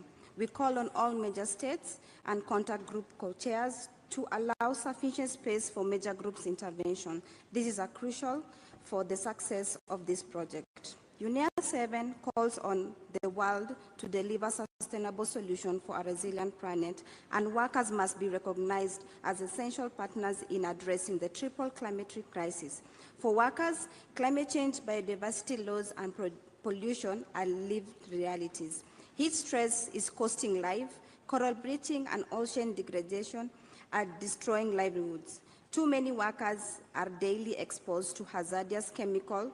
The triple climatic crisis is not only an environmental emergency, it's also a labor and social justice emergency. After 1 week of negotiation, we see that workers' fundamental rights, decent work. When you have the perfect response in your head, but your fingers just can't keep up. We've all been there. Typing, deleting, retyping. Now I use Whisperflow. I just think out loud and it creates perfect formatted text on any Apple website. Whisperflow understood what I was trying to say and gave me the exact output I wanted. Check out the difference between this same sentence being dictated into Siri versus Whisperflow. Let's meet at 12 p.m. at Joe's Pizza. Wait, no, actually I can't do 12, so let's do 12:30. And instead of Joe's, let's go to Kelly's Diner. Whisperflow understood what I was trying to say and gave me the exact output I wanted. For longer texts like this email, they even formats it professionally so it's ready to go with no editing. So much faster than typing. Whether you're writing in Gmail, ChatGPT, iMessage, WhatsApp, Slack, Cursor, or anywhere else, break free from your keyboard. Do you know how much time you'll save if you quadruple your typing speed? Try Whisperflow for free on desktop and mobile.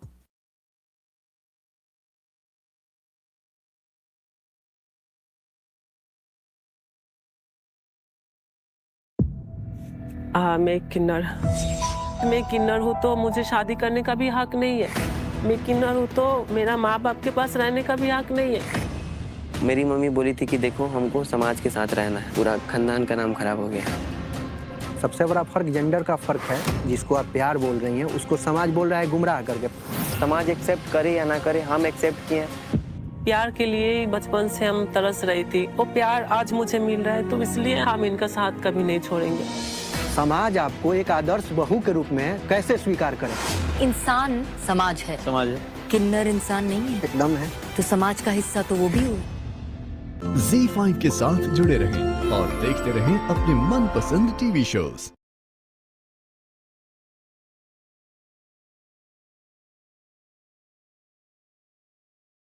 Advancing peace and driving community-led solutions. We urge member states to match this determination with decisive action across 7 priority areas. First, protect civic space and environmental defenders by fully implementing UNEP's Environmental Defenders Policy, safeguarding rights to information, participation in justice, and embedding meaningful, timely, and inclusive civil society engagement across the policy cycle. Second, recognize and address environmental harm linked to armed conflicts, strengthen monitoring and reporting, and integrate environmental restoration into peace-building, humanitarian response, and long-term recovery efforts. Third, accelerate biodiversity protection with fast-track action plans, predictable finance, and safeguarding of critical ecosystems, including forests, coral reefs, and wetlands, and the vital services they provide. Fourth, deliver decisive action on pollution, adopt Global Plastics Treaty covering the full life cycle of plastics, strengthen measures on hazardous chemicals and waste, and enable a fully funded, independent, intergovernmental science policy panel on chemicals, waste, and pollution. Fifth, advance climate resilience and adaptation, expand early warning systems, and shift away from high-risk technologies, including geoengineering and extractive deep-sea mining, towards right-based, community-driven, science-informed solutions. 6, transform environmental finance and governance to ensure accessible finance, transparent data, responsible funding aligned with polluters pays, green jobs, and just transitions. Finally, ensure responsible governance of technology and innovation. AI, data systems, and circular economy technologies must follow ethical, precautionary, and community-centered principles, uphold data sovereignty, and reduce inequalities, and reject false solutions. Effective responses must be grounded in justice, science, and diverse knowledge systems, including those of indigenous peoples, women, youth, local communities, farmers, and citizen scientists. Excellencies, the health of our planet and the peace of our societies are inseparable. Civil society stands ready as your equal partner for transformative change. Thank you.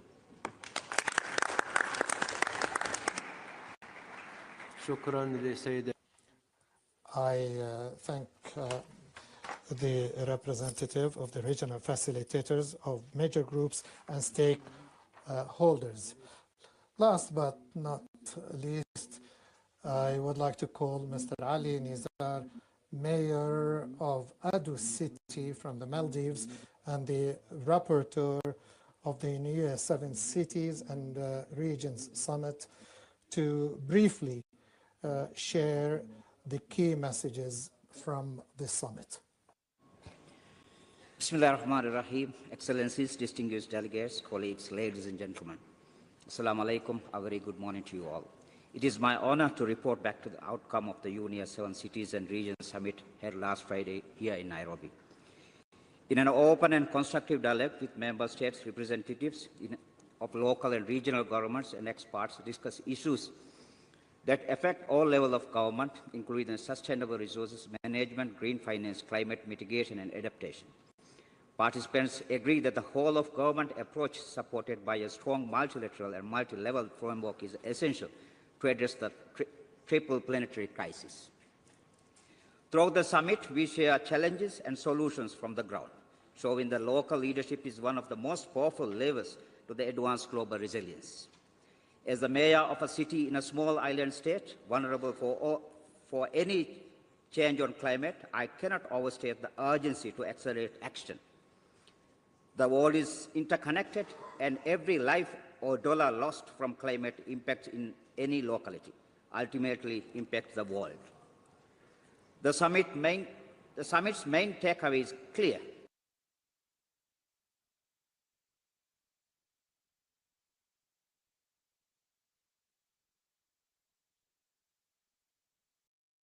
Not overstate the urgency to accelerate action.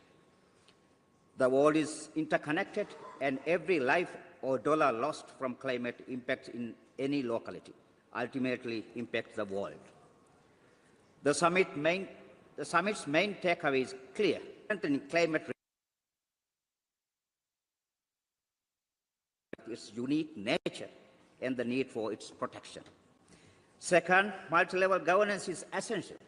Recognizing local and regional governments within the international and local climate, land, and biodiversity frameworks and ensuring their participation strengthens implementation. Rio Convention are citing cities and regions as key actors. We also have COP30 balance policy packages and other providing cities and regions with the right tools, data, and support to turn their ambitions into action. Third, access to local finance is the key in unlocking action. Cities face a mismatch between responsibilities and fiscal space. Funding streams must be integrated. Climate, land, biodiversity, resilience, investment in green infrastructure, transport, climate resilience, urban development are not costs. They are investment in health, safety, and prosperity. Excellencies, the leaders who spoke in the summit from Nouakchott to Caledonia, from Yaoundé to Shanghai are cutting emissions, improving air quality and restoring ecosystems. Their message to UNEA is simple: advancing sustainable solutions from the territories for a resilient planet begins with enabling those closest to the communities. Would like to extend my sincere appreciation for UNEA for giving me the opportunity. Thanks for the floor, Mr. President. Thank you. Wassalamu alaikum wa rahmatullahi wa barakatuh. Alaikum assalam wa rahmatullahi wa barakatuh. Shukran. Thank you, Mr. Ali Nizar. We wholeheartedly appreciate the contribution of major groups and stakeholders in the work of the UNEP governing bodies, and we look forward to continue the engagement with you to effectively deliver on our mandates in support of sustainable development. The Assembly has thus concluded this stage of its consideration of Agenda Item 7. I now invite the Assembly to consider Agenda Item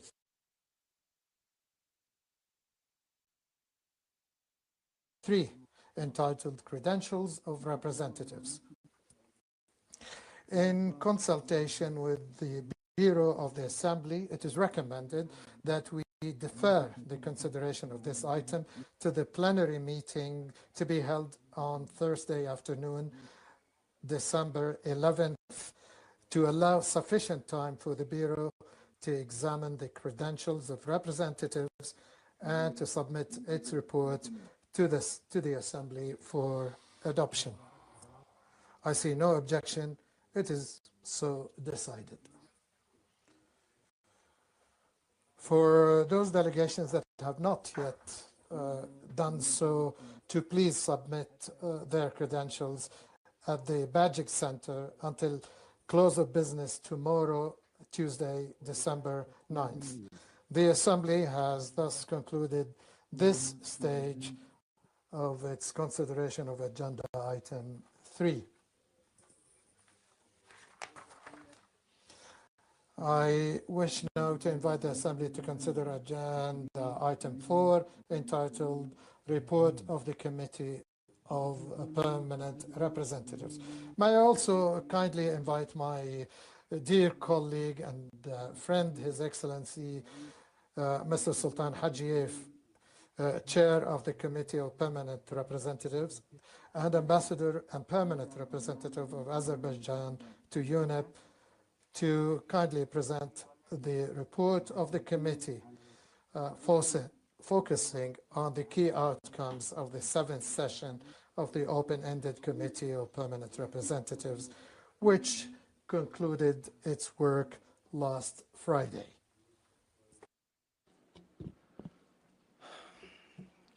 Good morning.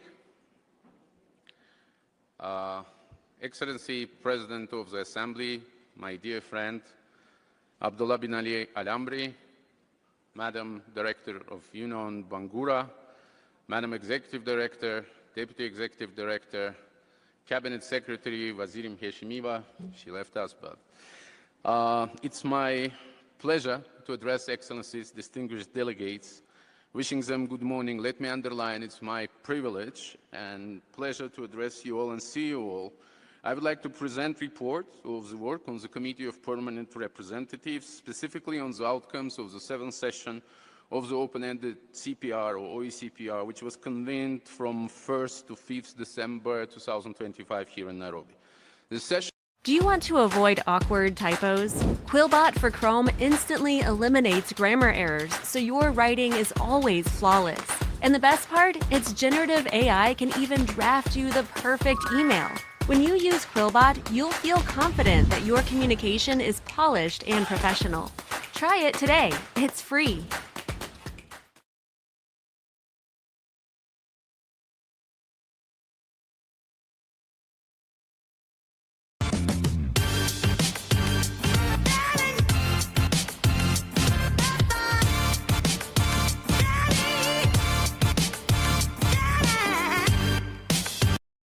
Furthermore, I would like to extend particular gratitude to the team of dedicated co-facilitators who worked under complex and demanding circumstances. Let me say at times they were nothing less than exacting, taking forward negotiations with admirable patience and focus.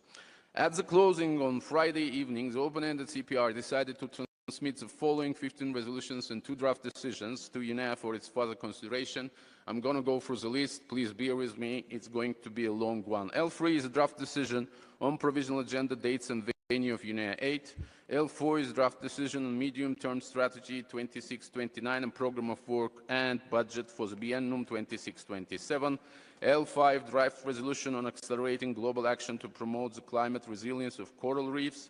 L6 draft resolution on karst ecosystem for global water biodiversity, climate resilience and economic development. L7 is draft resolution on preservation of glaciers and the broader cryosphere. L8, draft resolution on active protection of deep sea ecosystems. L9, draft resolution on enhancing the meaningful participation of children and youth in environmental governance. L10, on promoting sustainable solutions for sport for a resilient planet. L11 is on environmental dimensions of antimicrobial resistance. L12, sound management of chemicals and waste. L13, strengthening global response on the management of fires. L14, on environment sustainability of artificial intelligence system. L15, strengthening global response on the massive influx of sargassum seaweed blooms. L16, enhancing international response to address crimes that affect environment. L17, advancing options for international instruments on the environmentally sound management of minerals and metals and guidance for mineral resources circularity. L18, a strengthening of the role of the United Nations Environment Programme headquarters in Nairobi to address environmental challenges and enhance multilateral cooperation to address effective multilateral governance. Last one, L20, maximizing existing resources through enhanced coherence and synergies in multilateral environmental agreements and implementation.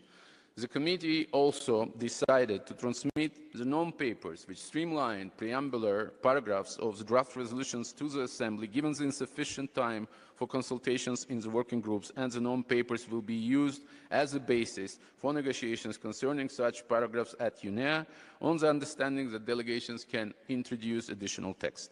The committee further decided that the non-paper of the operative paragraph 3 and 4 of the draft resolution entitled Strengthening Global Response on the Massive Influx of Sargassum Seaweed Blooms, discussed in the informal consultation held on 5th of December, be transmitted to UNEA to be used as a basis for negotiations on these two operative paragraphs, on the understanding that delegations can introduce additional text. The committee decided that the non-paper on the operative paragraphs of the draft resolutions advancing options for international instruments on environmentally sound management for minerals and metals and guidance for mineral resources circularity be availed and transmitted ahead of the start of UNEA and used as basis for negotiations on the operative paragraphs, on the understanding that delegations can introduce additional text. I'm pleased to report that further progress was achieved on Saturday during informal consultations convened under the able leadership of co-facilitators. The outcomes of these informal consultations have been made available on the proposal module in the form of non-papers. This is in addition to L versions of the drafts, which have been transmitted to UNEA and which I've just read out. Further to the decision of the open-ended CPR at its closely plenary held on Friday, 5th December, I'm pleased to transmit to UNEA in the form of non-papers the outcomes of the informal consultations held on Saturday to enable Committee of the Whole to use them as a basis for negotiations within the respective contact groups.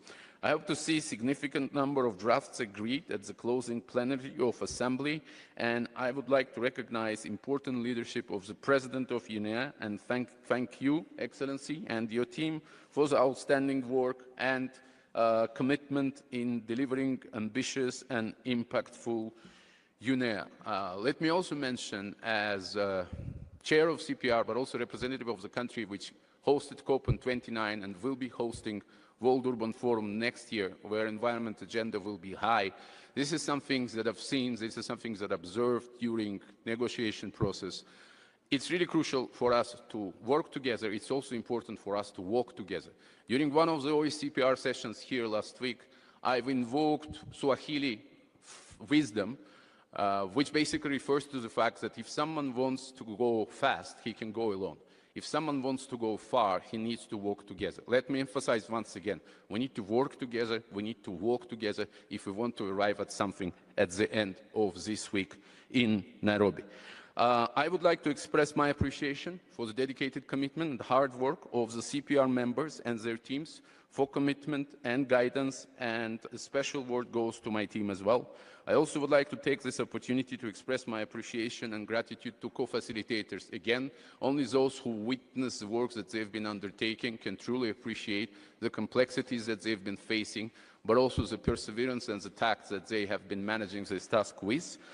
I would like to mention that the report of the open-ended CPR is available on UNEA website as UNEP OECPR 7/2, as well as a note by the Secretariat containing a report of the CPR meetings, which has been made available as a document UNEP EA 7 INF 2. Let me conclude by thanking you all and wishing us all good luck and success in our deliberations, discussions, and decisions this week. Thank you.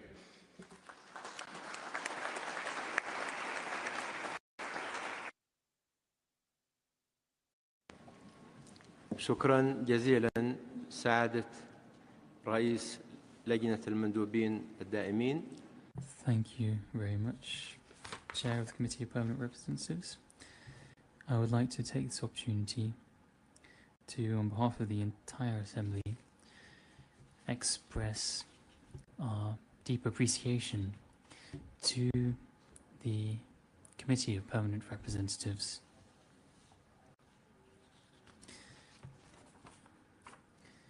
To the Vice President of Tincopa of Peru, Her Excellency Marie Charlotte of the Philippines, and His Excellency Anwar Ben Youssef of Tunisia, as well as the Rapporteur, Her Excellency Jenny Darin of Australia. As stated by the Chair, the draft decision entitled Management of Trust Funds and Earmarked Contributions, issued as document UNEP/EA.7/L.2, has been recommended by the Open-Ended Committee of Permanent Representatives for adoption by the Assembly. In the interest of time, I propose that the Assembly defer the adoption of this draft decision to the closing plenary meeting to be held on Friday, the 12th of December. I see no objections. It is so decided. As stated by the Chair, 15 draft resolutions and 2 draft decisions are outstanding to be finalised. I therefore propose that the Assembly allocate these draft resolutions and decisions, as well as the non-papers, including those non-papers which are the outcomes of the informal consultations held on Saturday, 6th of December, to the Committee of the Whole. These will form the basis for negotiation and will enable us to finalise pending draft resolutions and decisions for transmission to Assembly for its consideration. I see no objections. It is so decided. The Assembly has thus concluded its consideration of Agenda Item 4.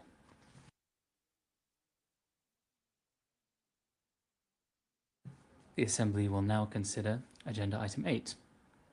Contributions to meetings of the High-Level Political Forum on Sustainable Development and implementation of the environmental dimension of the 2030 Agenda for Sustainable Development.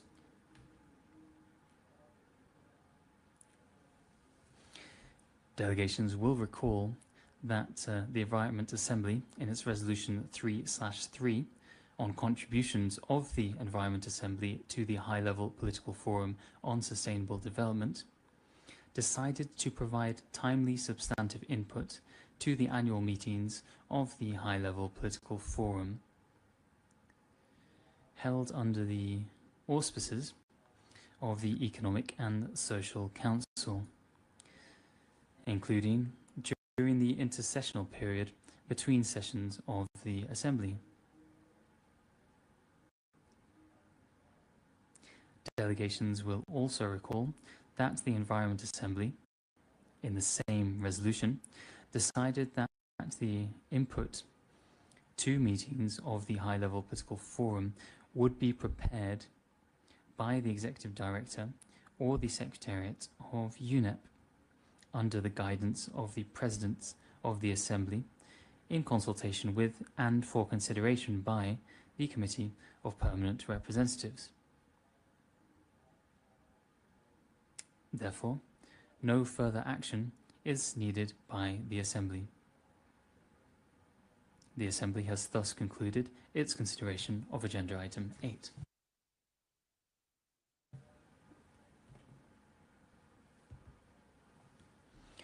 With this, we have come to the conclusion of the present meeting. I would like to remind delegations that the Committee of the Whole will meet immediately following the adjournment of this meeting in this room.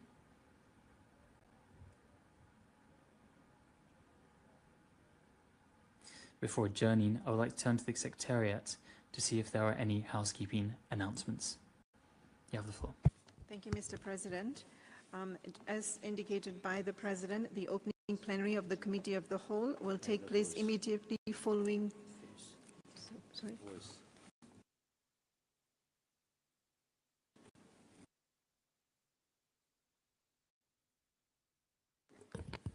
Thank you, Mr. President. The opening plenary meeting of the Committee of the Whole will take place immediately following the closure of the UNEA opening plenary in this room. Delegations are therefore kindly invited to please remain seated to ensure that we start the opening plenary of the Committee of the Whole on time. A live daily schedule is accessible via the UNEA app as well as on the UNEA 7 website under the tab Program. Delegations are encouraged to download the UNEA app if they had not done so.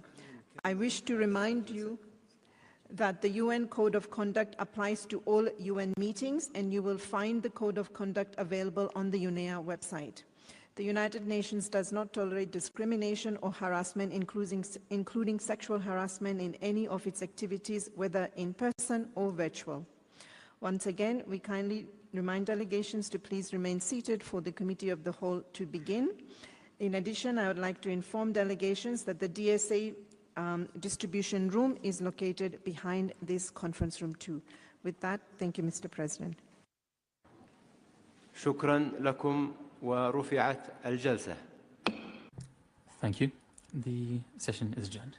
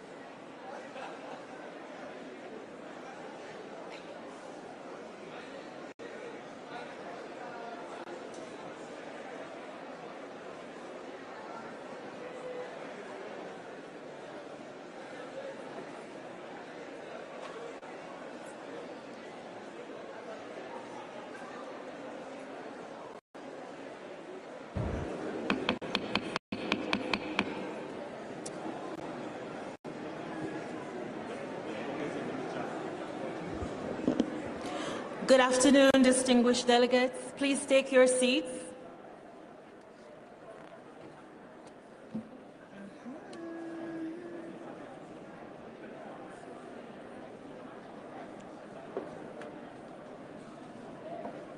Just keep doing it.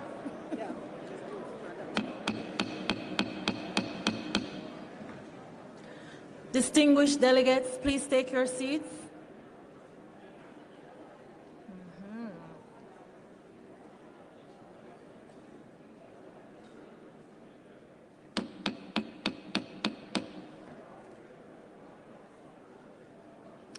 Delegates, can you kindly take your seats?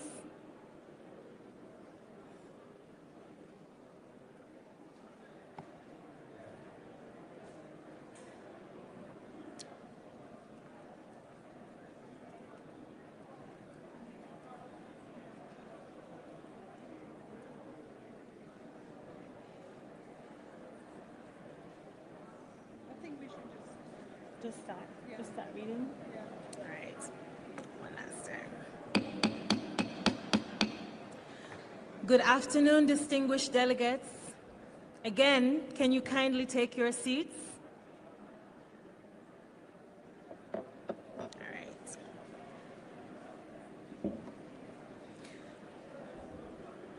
I call this meeting to order.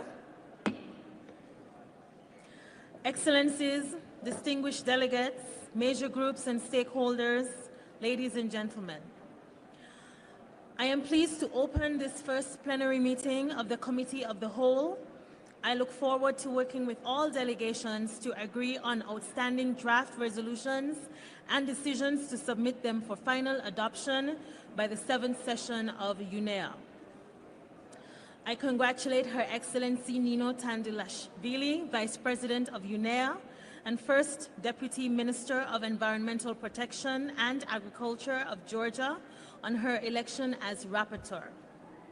I am looking forward to working closely with you, Excellency. Today, I have the honor to preside over this critical meeting as the GRULAC representative on UNEA 7 Bureau, coming from one of the world's most vulnerable regions.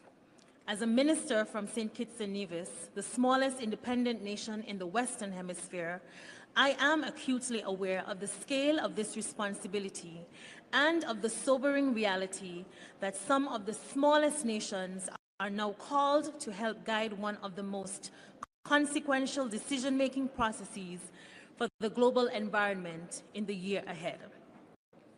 What we are witnessing in the Caribbean, in Asia-Pacific, and across all regions must sharpen our focus on the essential purpose of the Committee of the Whole.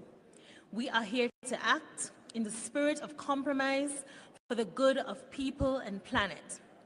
It has been a long, demanding, and purposeful year of preparations for UNEA 7, and the Bureau fully expects that the Committee of the Whole will work constructively to reach consensus on the resolutions and decisions before us.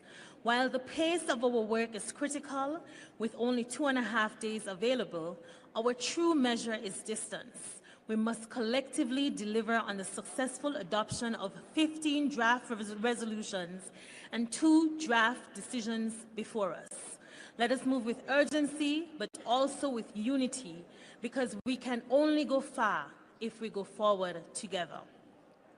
Before we proceed with our agenda for this plenary meeting, I would like to state that as this is a UN meeting, the UN System Code of Conduct applies, which should allow everyone to participate in an inclusive, respectful, and safe environment, guided by the highest ethical and professional standards. As we advance in our work, differences of opinion may arise. However, it is imperative that we treat one another and the views expressed with utmost respect, while engaging constructively in the spirit of cooperation. As we start the important work of the committee, I call on all delegations to take on a constructive approach and demonstrate willingness to compromise, building on the work that has already been undertaken during the intercessional period and by the open-ended CPR, as well as the informal consultations held on Saturday. We now turn our attention to the provisional agenda of the committee. As set out in the document UNEP/EA.7/CW/1, which has been uploaded to the committee webpage under the UNEA 7 website. I propose that we adopt the provisional agenda. I see no objection. It is so decided. Thank you. We now move to agenda item 2 on organization of work. Noting that the progress during the OECPR was slow, I wish to emphasize we have only 2.5 days to finalize negotiations of 15 draft resolutions and 2 draft decisions. In this context, let me also be very clear. The Committee of the Whole must finalize its work on Wednesday evening. It will not be possible to go beyond this time frame.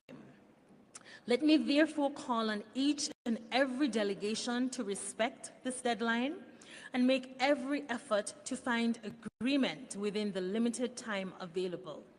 Additionally, the proposed guidance for the organization of work, draft structure, and draft schedule for day 1 have been reviewed by the meeting of the Joint Bureau of UNEA and the CPR held yesterday and made available on the Committee of the Whole webpage. The latest versions of the drafts as transmitted by the OECPR to UNEA, as well as several non-papers, are available on the e-proposal module of the e-delegate platform. Allow me to now outline some critical points regarding the organization of our work for the Committee of the Whole. We will organize our work into 2 contact groups, with each contact group responsible for 2 clusters. Contact Group 1 will consist of clusters A and C, while Contact Group 2 will include clusters B and D, each led by co-chairs. No more than 2 clusters will meet in parallel. Clusters A and B will convene in parallel with clusters C and D. Under the guidance of the UNEA Bureau and of the co-chairs, this arrangement may be revisited and adjusted as necessary in consideration of the progress achieved within each cluster. This approach aims to harmonize and streamline the negotiation process, thereby maximizing the conditions conducive to a successful outcome. The co-chairs will report on the outcomes of the contact groups to the stock-taking plenary of the committee, scheduled for Tuesday, 9 December in the evening, and the closing plenary of the committee in the evening of Wednesday, 10 December.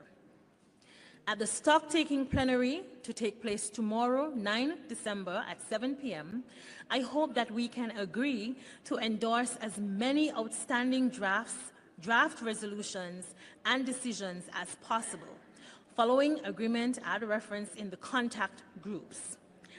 At that point, and at that time, we will also decide on how to allocate the remaining time in the contact groups. Drawing from the expertise of the co-facilitators appointed by the UNEA President and the Chair of the CPR, I propose that Contact Group 1 be co-chaired by Ms. Kanako Okana of Japan and Ms. Marie Haraldstad of Norway for Cluster A, and Mr. Otumetse of Botswana and Mr. Michael Novashny of Czechia for Cluster C. I also propose that Contact Group 2 be co-chaired by Ms. Sarah El Kouli of Egypt and Mr. Martin Rowe of Germany for Cluster B, and Mr. Nadar Al-Tahrane of Jordan and Mr.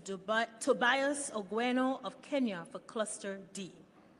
The co-chairs will lead negotiations on the drafts under their respective clusters, propose text to resolve deadlocks, and advance discussions, manage schedules and time allocations, convene informal consultations, and manage the process of merging or withdrawal of resolutions.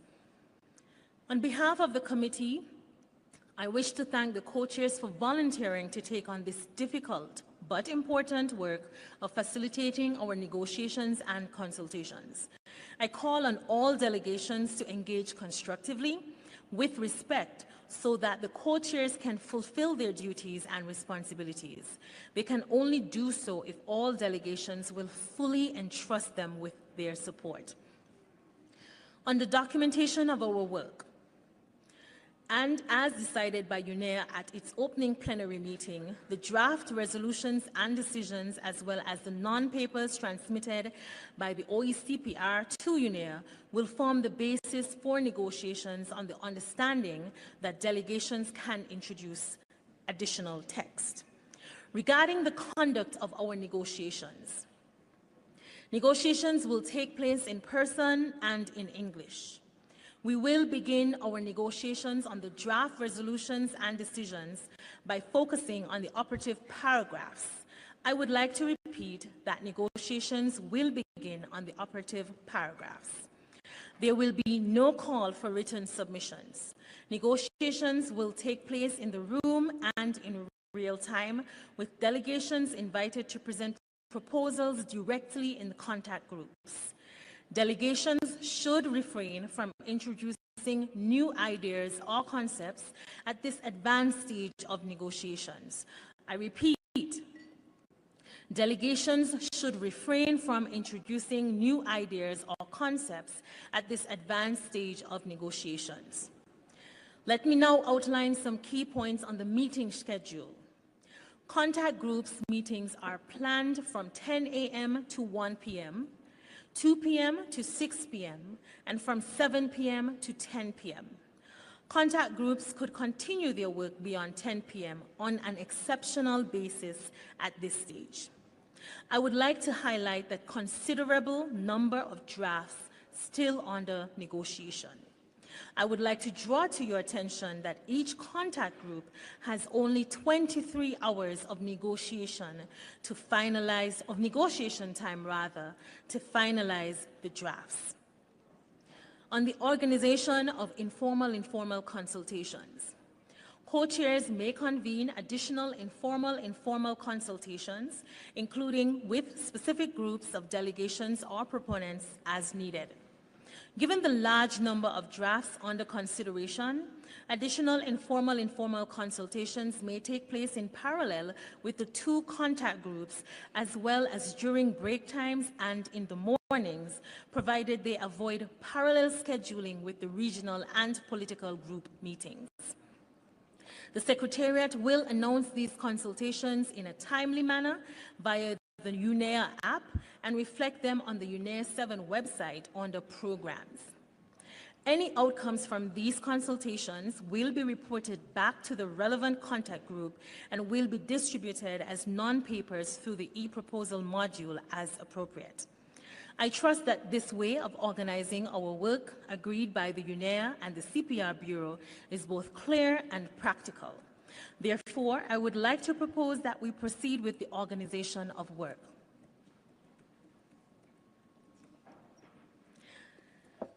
It is so decided. Thank you. Oh, I see an intervention by Saudi Arabia.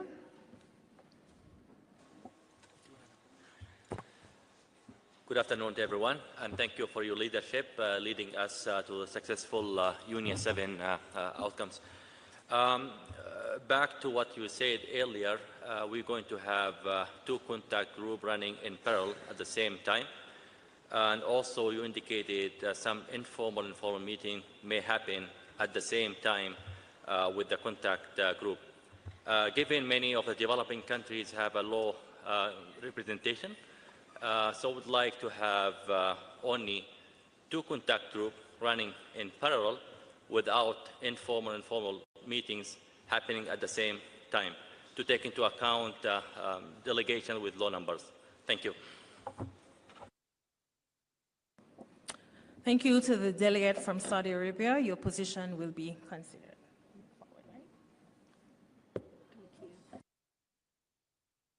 I see an intervention from Turkey. Thank you for giving us the floor. We just want to add our voice to the distinguished delegate from Saudi Arabia.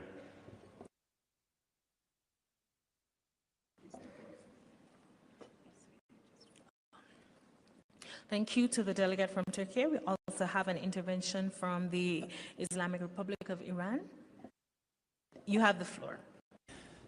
Thank you, Madam Chair, for giving me the floor. Good afternoon, all distinguished colleagues, ladies and gentlemen.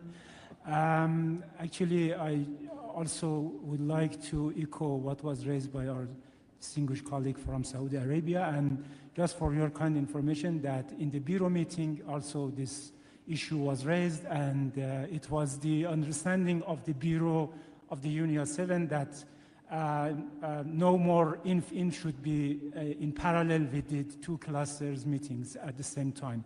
And I do believe that it should go beyond that kind of consideration that you told, and we need some confirmation that, because, you know, Madam Chair, the size of delegations mainly are small sizes, and then they don't have enough capacity to involve in all these rounds of negotiations at the same time.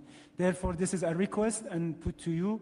Please consider it seriously and just confirm what would be your mind on this, and then we need to make a decision, because we think that this is a concern for many delegations. Thank you. Thank you to the distinguished delegate. We now give the floor to Qatar. Thank you very much, Madam Chair. I would like also to add our voice to the proposal came from Saudi Arabia about what has been just discussed. So thank you very much for that. Thank you so much. We now give the floor to the Russian Federation. Thank you so much, Madam Chair. Now, we noticed in your statement that you said that the meeting of the contact groups could continue beyond 10 p.m. on an exceptional basis. Now, we would like to hear from you confirmation of the understanding which was achieved by us during the course of the open-ended working group. The microphone is off for the delegate of the Russian Federation. Technicians.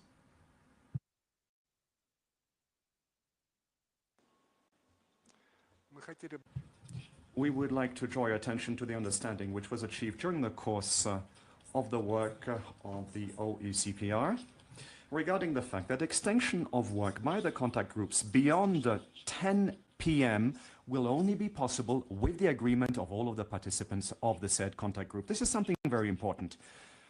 And furthermore, craving your indulgence, Madam Chair, regarding the way we lead our meetings, we conduct our meetings. Now, before we take a decision and gavel it in, we would like to ask you to make sure that you have checked whether everyone who has requested the floor has had a chance to speak. Because formally you've adopted the decision, but a number of countries simply weren't able to ask for the floor. Thank you.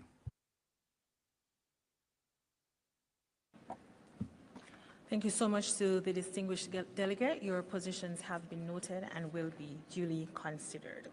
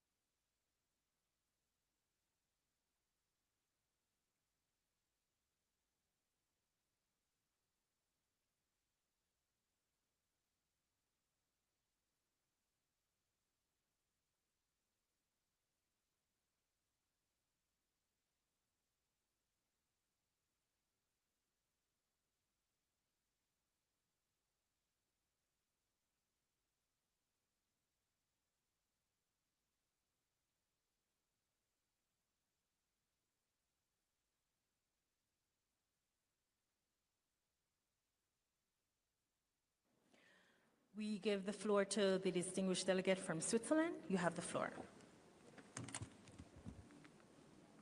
Thank you very much, Madam Chair. And first of all, congratulations to your nomination and endorsement as a co-chair. I also present a small delegation, so we always understand the concerns that we have to be inclusive, but also very much committed to a good outcome at this UNEA, and we can support the way forward as you have suggested, as was discussed in the Bureau. I think also important to note that, as I understood, there's always maximum 2 contact groups in parallel, but then we can go informals, informals, informal groups, and in general those informal groups are smaller groups. They address a certain issue they have to discuss, to resolve, to try to provide solutions, but they will always be brought back to the contact group. So again, then when we have this principle that we can send certain elements to informals, informals, they can be discussed, countries can propose perhaps compromise language, but it always comes back to contact group, so to ensure that everybody is fully in the loop and we have an inclusive and transparent process. Thank you.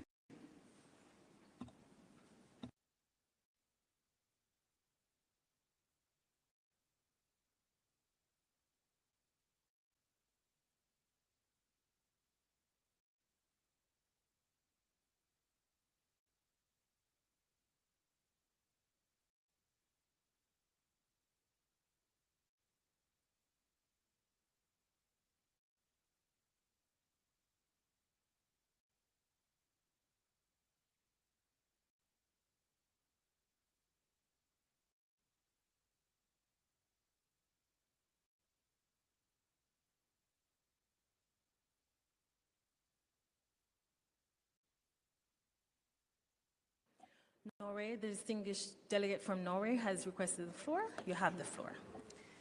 Thank you, Madam Chair. Distinguished delegates, Norway supports the suggestion made by Switzerland and the Chair's proposed way forward. Thank you.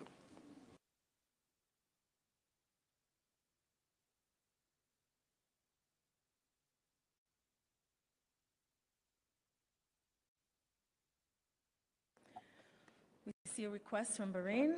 You have the floor. Thank you, Madam Chair. We would like to support the proposal put forward by the Kingdom of Saudi Arabia, as well as the concerns raised by the Russian Federation. Thank you. Thank you, distinguished delegate. Uruguay, you have the floor. Thank you very much, Madam Chair. I would like to congratulate you for your appointment, and we would like to support your proposed way forward. We agree with Switzerland with the fact that if we conduct informal consultations or informal informals, we will coming back to the contact group to report the advances of those discussions. Thank you very much. Thank you so much. Australia, you have the floor. Thank you very much, Madam Chair. Australia would also like to make the most of the next 2.5 days to collaborate and make progress on the resolutions, and so we do support the approach suggested by both Norway and Switzerland. Thank you. United Kingdom, you have the floor. Thank you, Chair.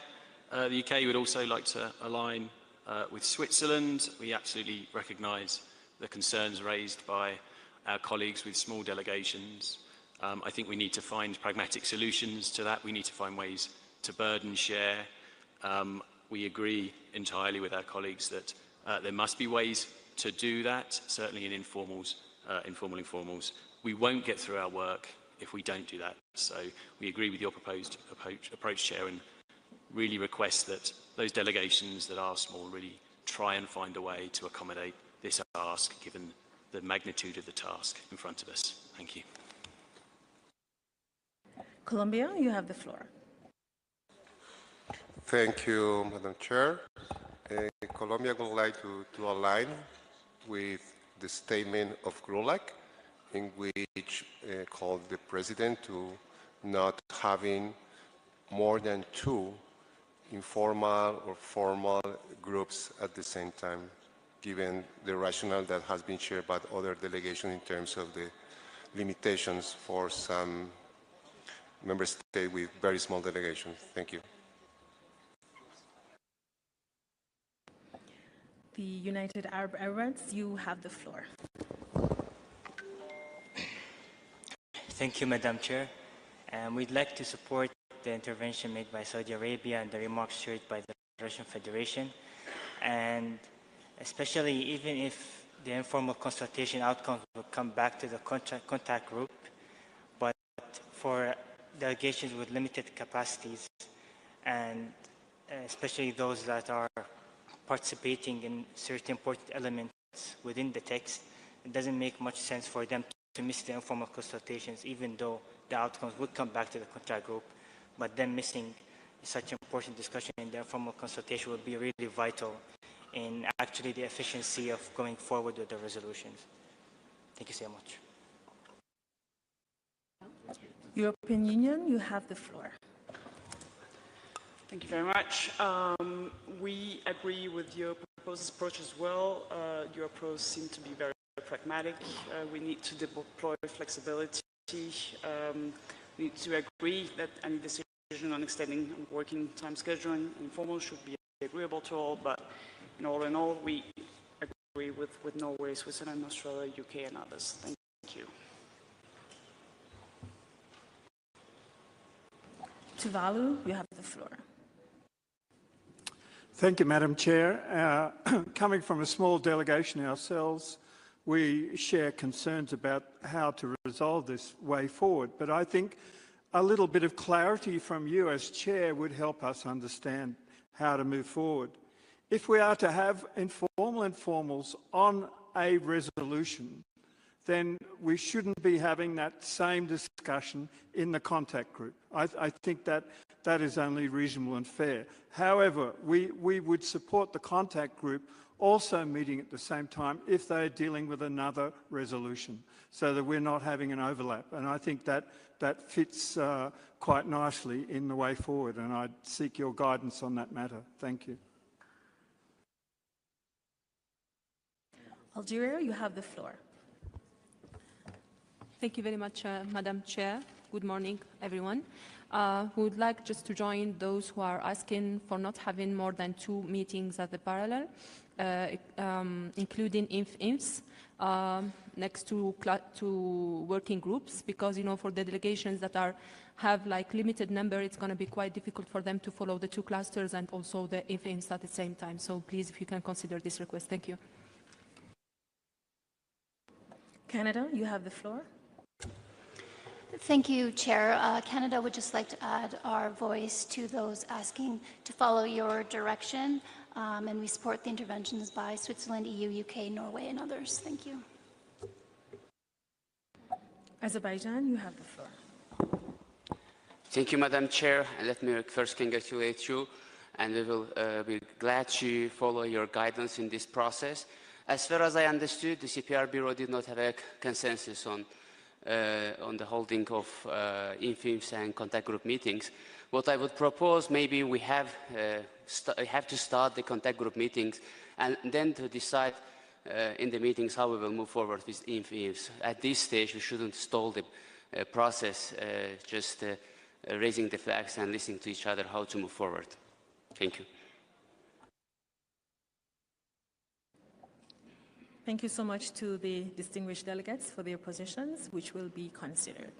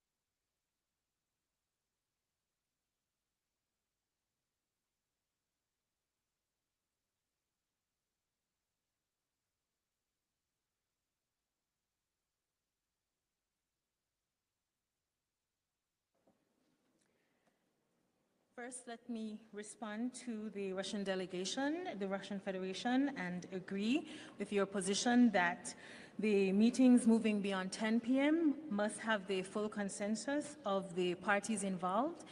So thank you for that intervention.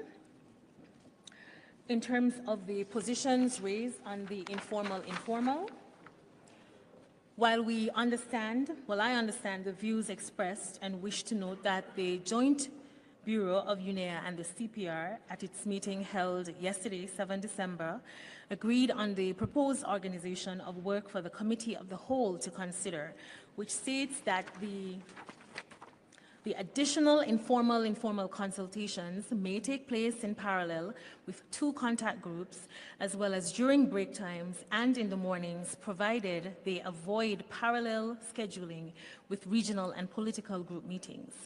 I really do plead with delegations that, given the limited time available, to have some degree of flexibility for smaller group informal consultations to take place on the understanding that the outcomes of these consultations will be reported back to the relevant contact group for further consideration to ensure transparency and inclusivity, and also note that the discussions in the informal will not be the same as the discussions or resolutions in the contact group at that time.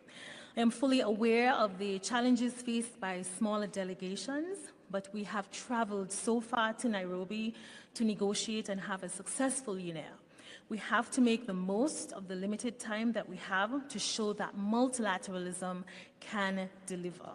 I will work very closely with the co-chairs to ensure that the scheduling of the informals will be done, taking into consideration the number of parallel meetings at any one given time.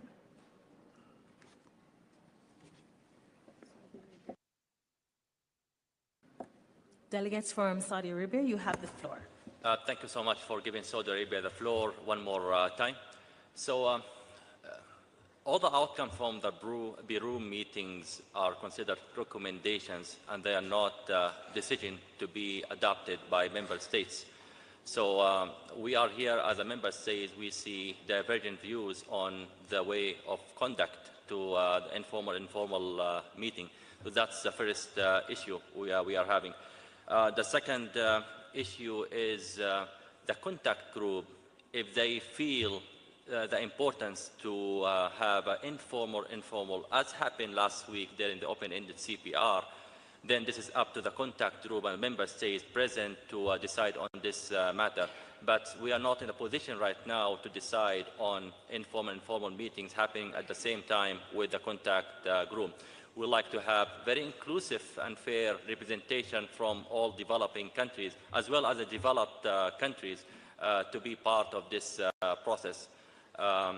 If you have only informal meeting in this situation, we will not reach consensus. Thank you. Thank you. The Islamic Republic of Iran, you have the floor. Thank you, Madam Chair. I'm taking the floor in my national capacity. Actually, in yesterday's afternoon Bureau meeting, there was no consensus on to have additional in addition to the 2 contact groups parallel meetings. And even if there was any sort of agreement and a recommendation by UNEA Bureau, it's only a recommendation, and the member states here have the right to decide on that as how to deal with that. So as my colleague from the Kingdom of Saudi Arabia put it, it is hard and difficult for many delegations to cover in addition to the 2 parallel meetings, and it will be unfair to those small delegations, and the result and outcomes will be unbalanced and unfair. So I would request that you should take it into account and not allow for any additional at the same time. Thank you. Thank you so much to the distinguished delegates. Your positions will be considered.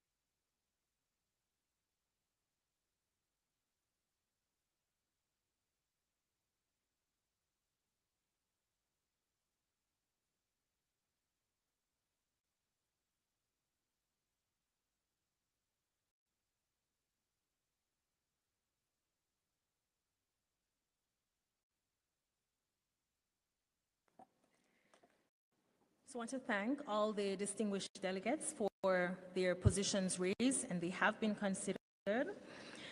I must also acknowledge and agree with the last two positions raised, that the Bureau, the Joint Bureau, is a recommendation and the decisions are taken here with committee members. We're discussing this now. We have fully heard your positions. In the interest of not prolonging the deliberation on the organization of work and having no more delays to the tremendous work ahead of us, we will proceed along these lines with the organization of work. The position on moving beyond 10 p.m. is one that has to be taken in full consensus with the contact groups. So the position from the Russian Federation is totally understood and presented to us. Secondly, we recognize the challenges faced by the smaller delegations, and we will proceed to have only the contact groups, no parallel meetings with the informal. The organization of work will be revised by the Secretariat and also will be presented for us again. So I want to thank the delegations for their... It's not presented. We will, so you gavel it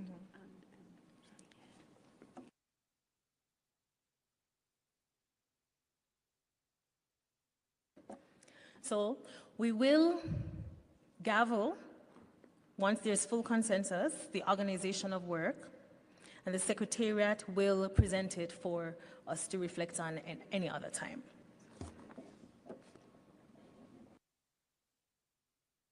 Saudi Arabia, you have the floor. Thank you very much, Madam Chair. Just to confirm our understanding of your proposed way forward, so as was the case in last week, we will not prolong beyond 10 p.m. unless there is consensus within that room to have additional time. And additionally, we will not be having any more than 2 sessions at any given time. So it would be 2 contact groups and no additional infants. And just to confirm, when do you foresee that we would reconsider this matter? As you indicated that this issue will be presented to us once again, unless our understanding is we will be agreeing on the mode of work of the entire week today. Thank you. Switzerland, you have the floor. Thank you very much, Madam Chair. And also just to confirm our understanding of the suggestion you just made. So that would mean that the contact groups, they have, as usual, the possibility to decide or to discuss among themselves what kind of tools they use. So if they want to send a group of countries in a huddle, for example, if they would encourage a group of countries to further consider a certain para to come back to the next contact group meeting with perhaps new language. So that this can always be done, as I also mentioned, I think, by Delegate Puntuvalu, as usual, as we work in this area here. Thank you.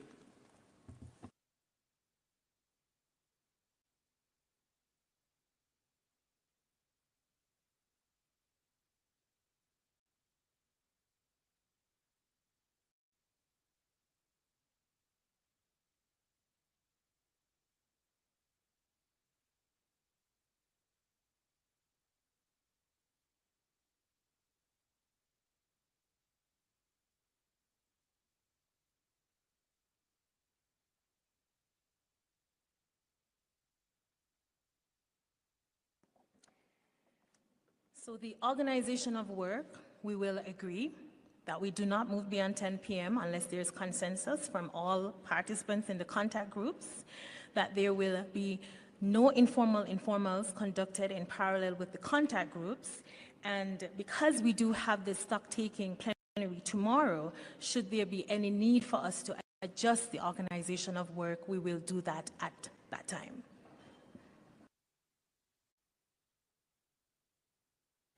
Is this position agreeable? Saudi Arabia, you have the floor. Thank you, Madam Chair. That is certainly agreeable. But just to confirm, you mean 2 contact groups, not any more than 2 contact groups. Thank you. Yes, correct. Not any more than 2 contact groups.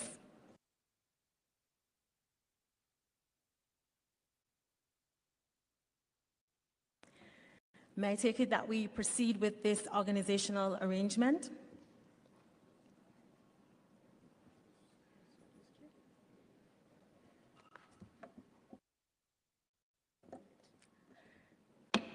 It is so decided.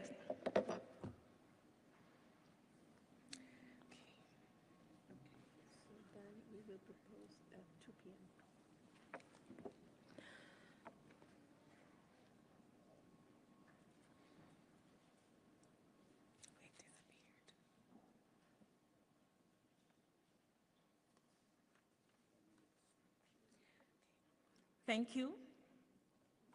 We will thus revert to this agenda item at our stocktake plenary meeting scheduled for Tuesday evening. We now move to the closing of this opening plenary. I propose that we allow for contact groups to begin their work at 2 p.m. today, based on the agreed structure. Let me reiterate that I count on your full and active support so that we can finalize our work with a successful result by Wednesday evening at the very latest. I now invite the Secretariat to make some logistical announcements.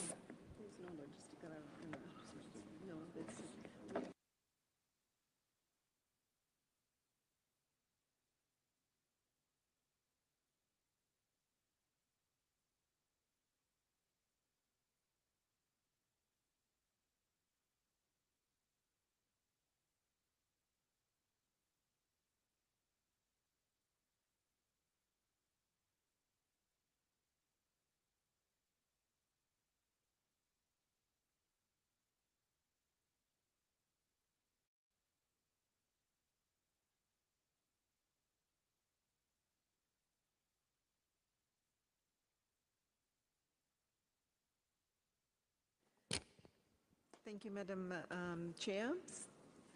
This is to inform you that Contact Group 1, which will be looking at Cluster A, will meet from 2 p.m. in Conference Room 1. Contact Group 2, which will be looking at Cluster B, will meet from 2 p.m. in this room, Conference Room 2. Delegates are also reminded that the live daily schedule is accessible via the UNEA app, as well as on the UNEA website under the tab Program.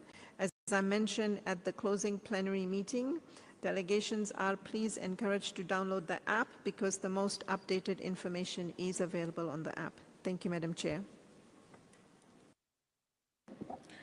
Thank you, Secretariat.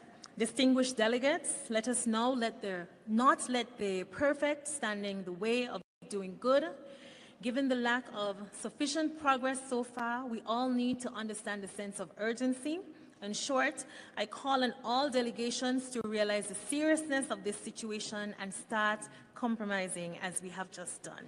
Thank you all. We shall resume our meeting in plenary tomorrow evening, 9 December at 7 p.m. This plenary is adjourned.